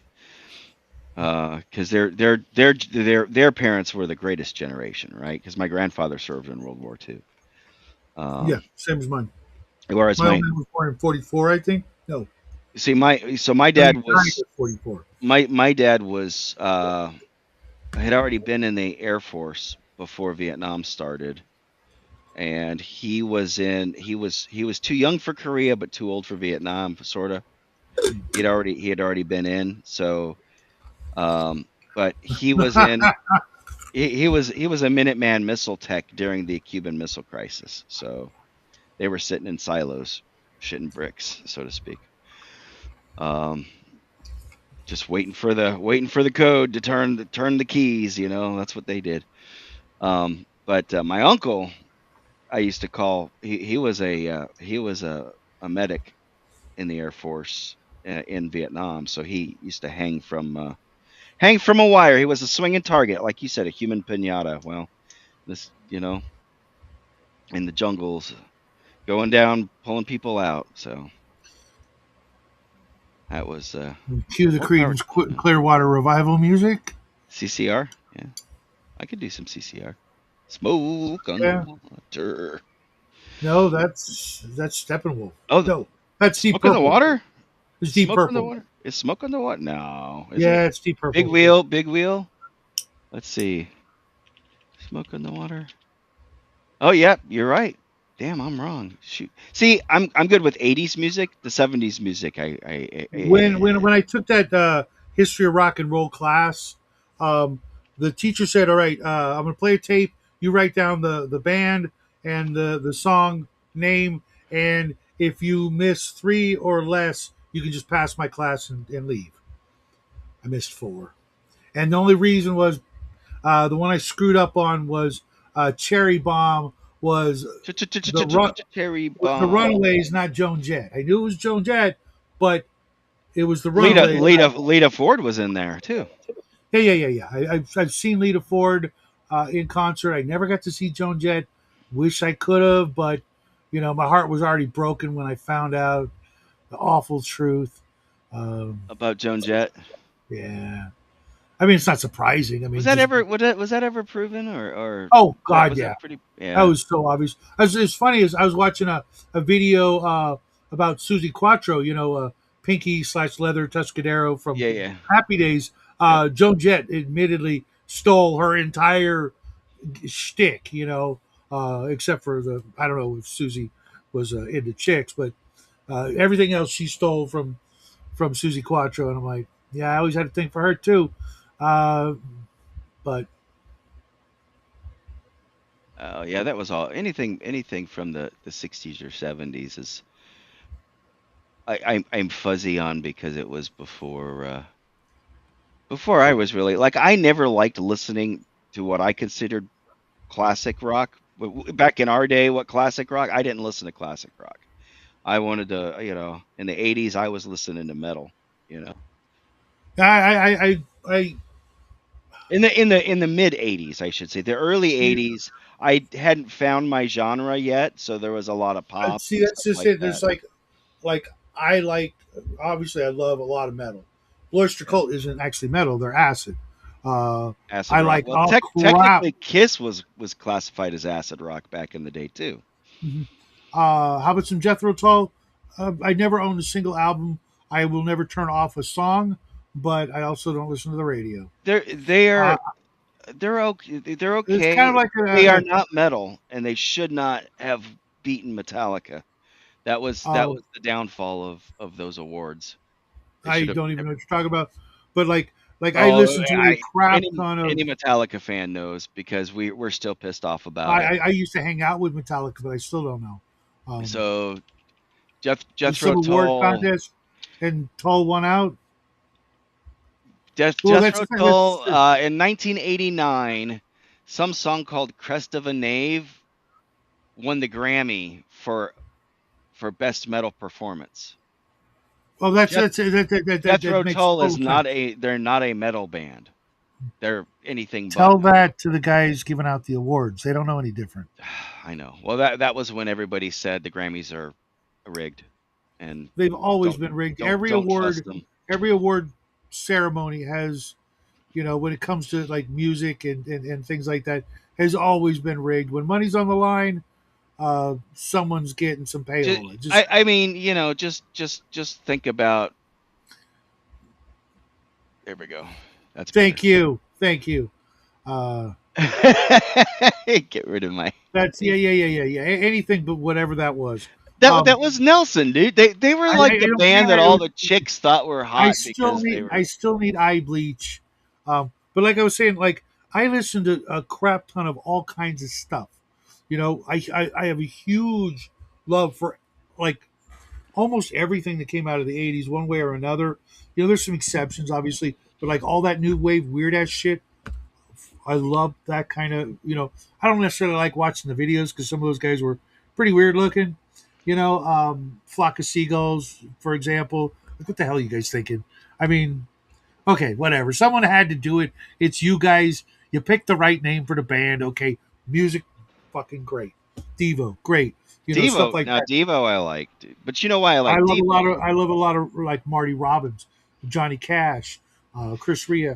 Johnny Cash is good. Ring of As long Fire. It's as good. there's lyrics, uh, there's a good chance I'm gonna have something to say. But if it's just pure instrumental, unless it's the Ventures, surf music back in the day, I'm really not gonna. I'm gonna So kind of. no Steve Vai or Joe Satriani. I actually have Living in a Blue Dream. He was on my favorite Blue Oyster Cult album, which is Imaginos, as one of the guest guitarists next to Ray Manzarek and Robbie Krieger. So sure, but just pure, just no lyrics at all. I was a screamer singer, in front of a mic back in the day, and I'm a DM, so I mean, there's got to be a story, right? Otherwise, I'm going to make up Yeah. my own, and it's just there's a couple instrumentals I like. I'm not even going to put YYZ in that list because that's just like showing off. There's it was made to do that. It wasn't made to do anything else but just show off. Yeah, you guys are great. We get it. We get it. Shut up and sing and play some music. Tell me a story, Daddy. I'm getting tired. You know, Yeah, the band that I got to meet the lead guitarist for uh, many years ago back in Florida. They the lead guitarist for Autograph, and that was fun. That was fun. He bummed basically half a pack of cigarettes off of me, just sitting there at the outdoor bar smoking cigarettes and commenting about the hurricanes coming and this and that and the other. It was fun. He told me some stories about him and they when are. they were playing with uh they were playing with Van Halen. They only played I think one tour with them, and he said that was the one and only time that they would ever have done that because he was so worried. Eddie Van Halen was so worried about being upstaged by him, that they told him he Well, couldn't do because he his was a piece of shit. signature. Hmm? Yeah, yeah. Because he was a piece of Especially shit. then. Especially then. I think he mellowed out later on, but back I, then he I, was worried about being everything I ever upstaged. learned about him, I'm just not a big fan. It turns out David Lee Roth had more moral character than he did. Can you imagine that? Go figure that one out. And he's just a gigolo. Oh wait, I'm sorry. Yeah, but anybody who does the paramedic thing like he did, Yeah, incognito. I mean, there's one thing to say you're going to do it, or lie that you did it, or pretend to do it and use your fame. He did it. I'm like, that's fucking yeah. amazing. He kind of left the music No industry for matter a long all the time. other weird, stuff, he was probably that was probably like more of an act. Now that I think about it, than the real guy. Diamond Dave. That was like, yeah, he was probably wearing That a was wig. his showman personality. Yeah, that's on Good stage. on you, because Marty Robinson is the definitive country, western, or cowboy music, if as far as I'm concerned. Uh, you can say, what's his name? God, I can't remember his name right now. Brain fart. I'm getting old. But I'm talking about the other guy, the older guy, uh, with You're talking triggers, about horse triggers. Bo Cephas's dad, I don't know what you're talking about. But you know what I'm talking about. Hank Williams. Anyways, no, no, no, no, no, no, no, no, no. Older Hank than that. Williams Way is older. old. No, older than Hank Williams. What the fuck? What the? Not Who am Hank I thinking? Williams Jr. now. Take Hank care, Williams Dean. Jr. No, no, no, no. His wife was named Dale. God, why can't I remember his Oh, freaking you talking name? about Dale and Dale Evans, Yeah, Roy Rogers? yeah, yeah, yeah, yeah, yeah. Thank you. Yeah. You could go that route, but that was a little too like Hollywood clean and sparkly cowboy, whereas Marty was like kind of, wasn't going to tell you the whole story. He had to clean it up. You know what I mean? But he just came across as more of, Hmm. something I could get behind. And be a fan of. Yep. Versus Roy Rogers was just kind of too much the white hat stereotypical. Uh, yeah. Again, thank you for your service, guys. Uh, I couldn't do some of that stuff I wanted to, but they life had other plans. You know, Yep. uh, hey, it was a phenomenon when it came to the guitar, but personally, he got ran over by no, no, no. He was a piece of shit. Um, he knew what he was doing. What he and his uh, brother did to Mark Anthony, what Yeah. he did to every woman he ever came in contact with, what he did was just despicable. Yep. The only redeeming quality he had was his hair.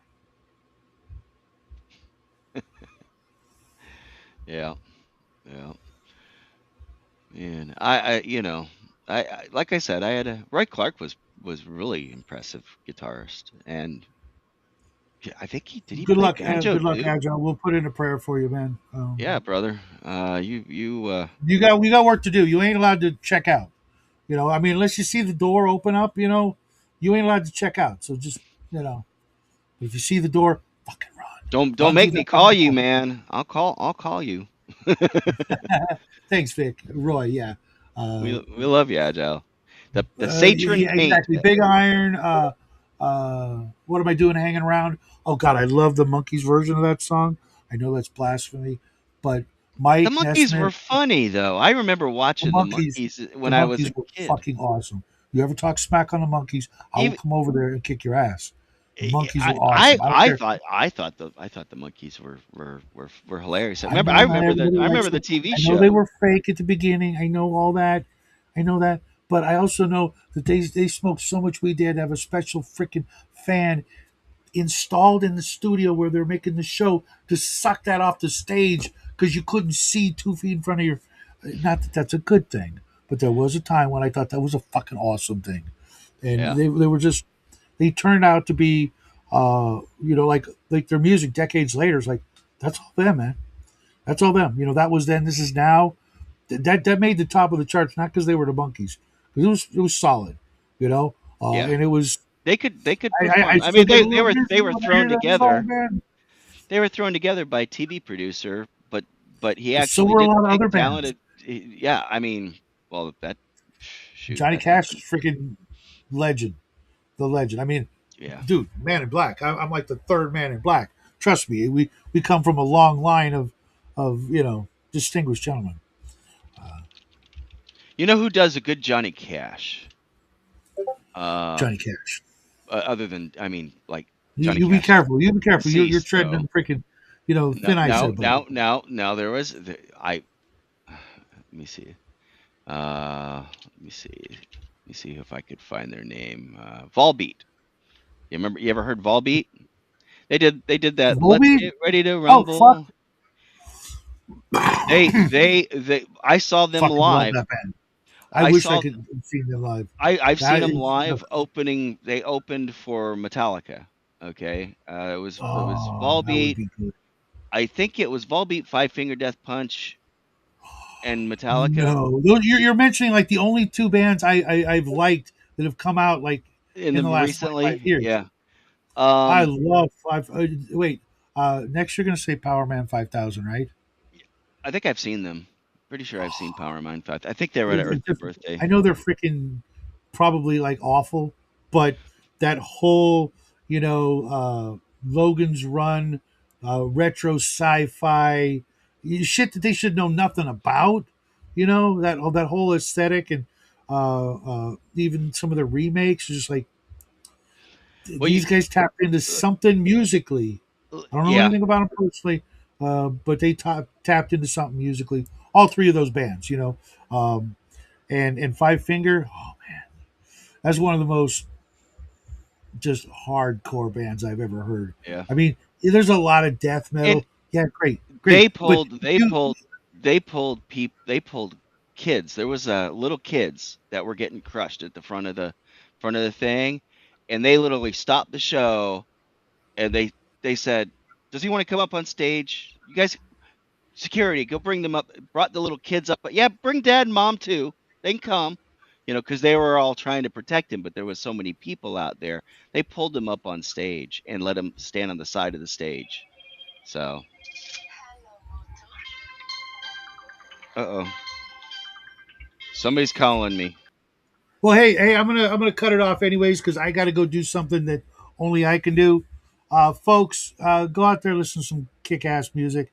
Have yourself a great day. I will be back tomorrow morning with the usual nonsense and the usual shenanigans and the usual guys like this guy and you guys. Love you guys. Have a great day.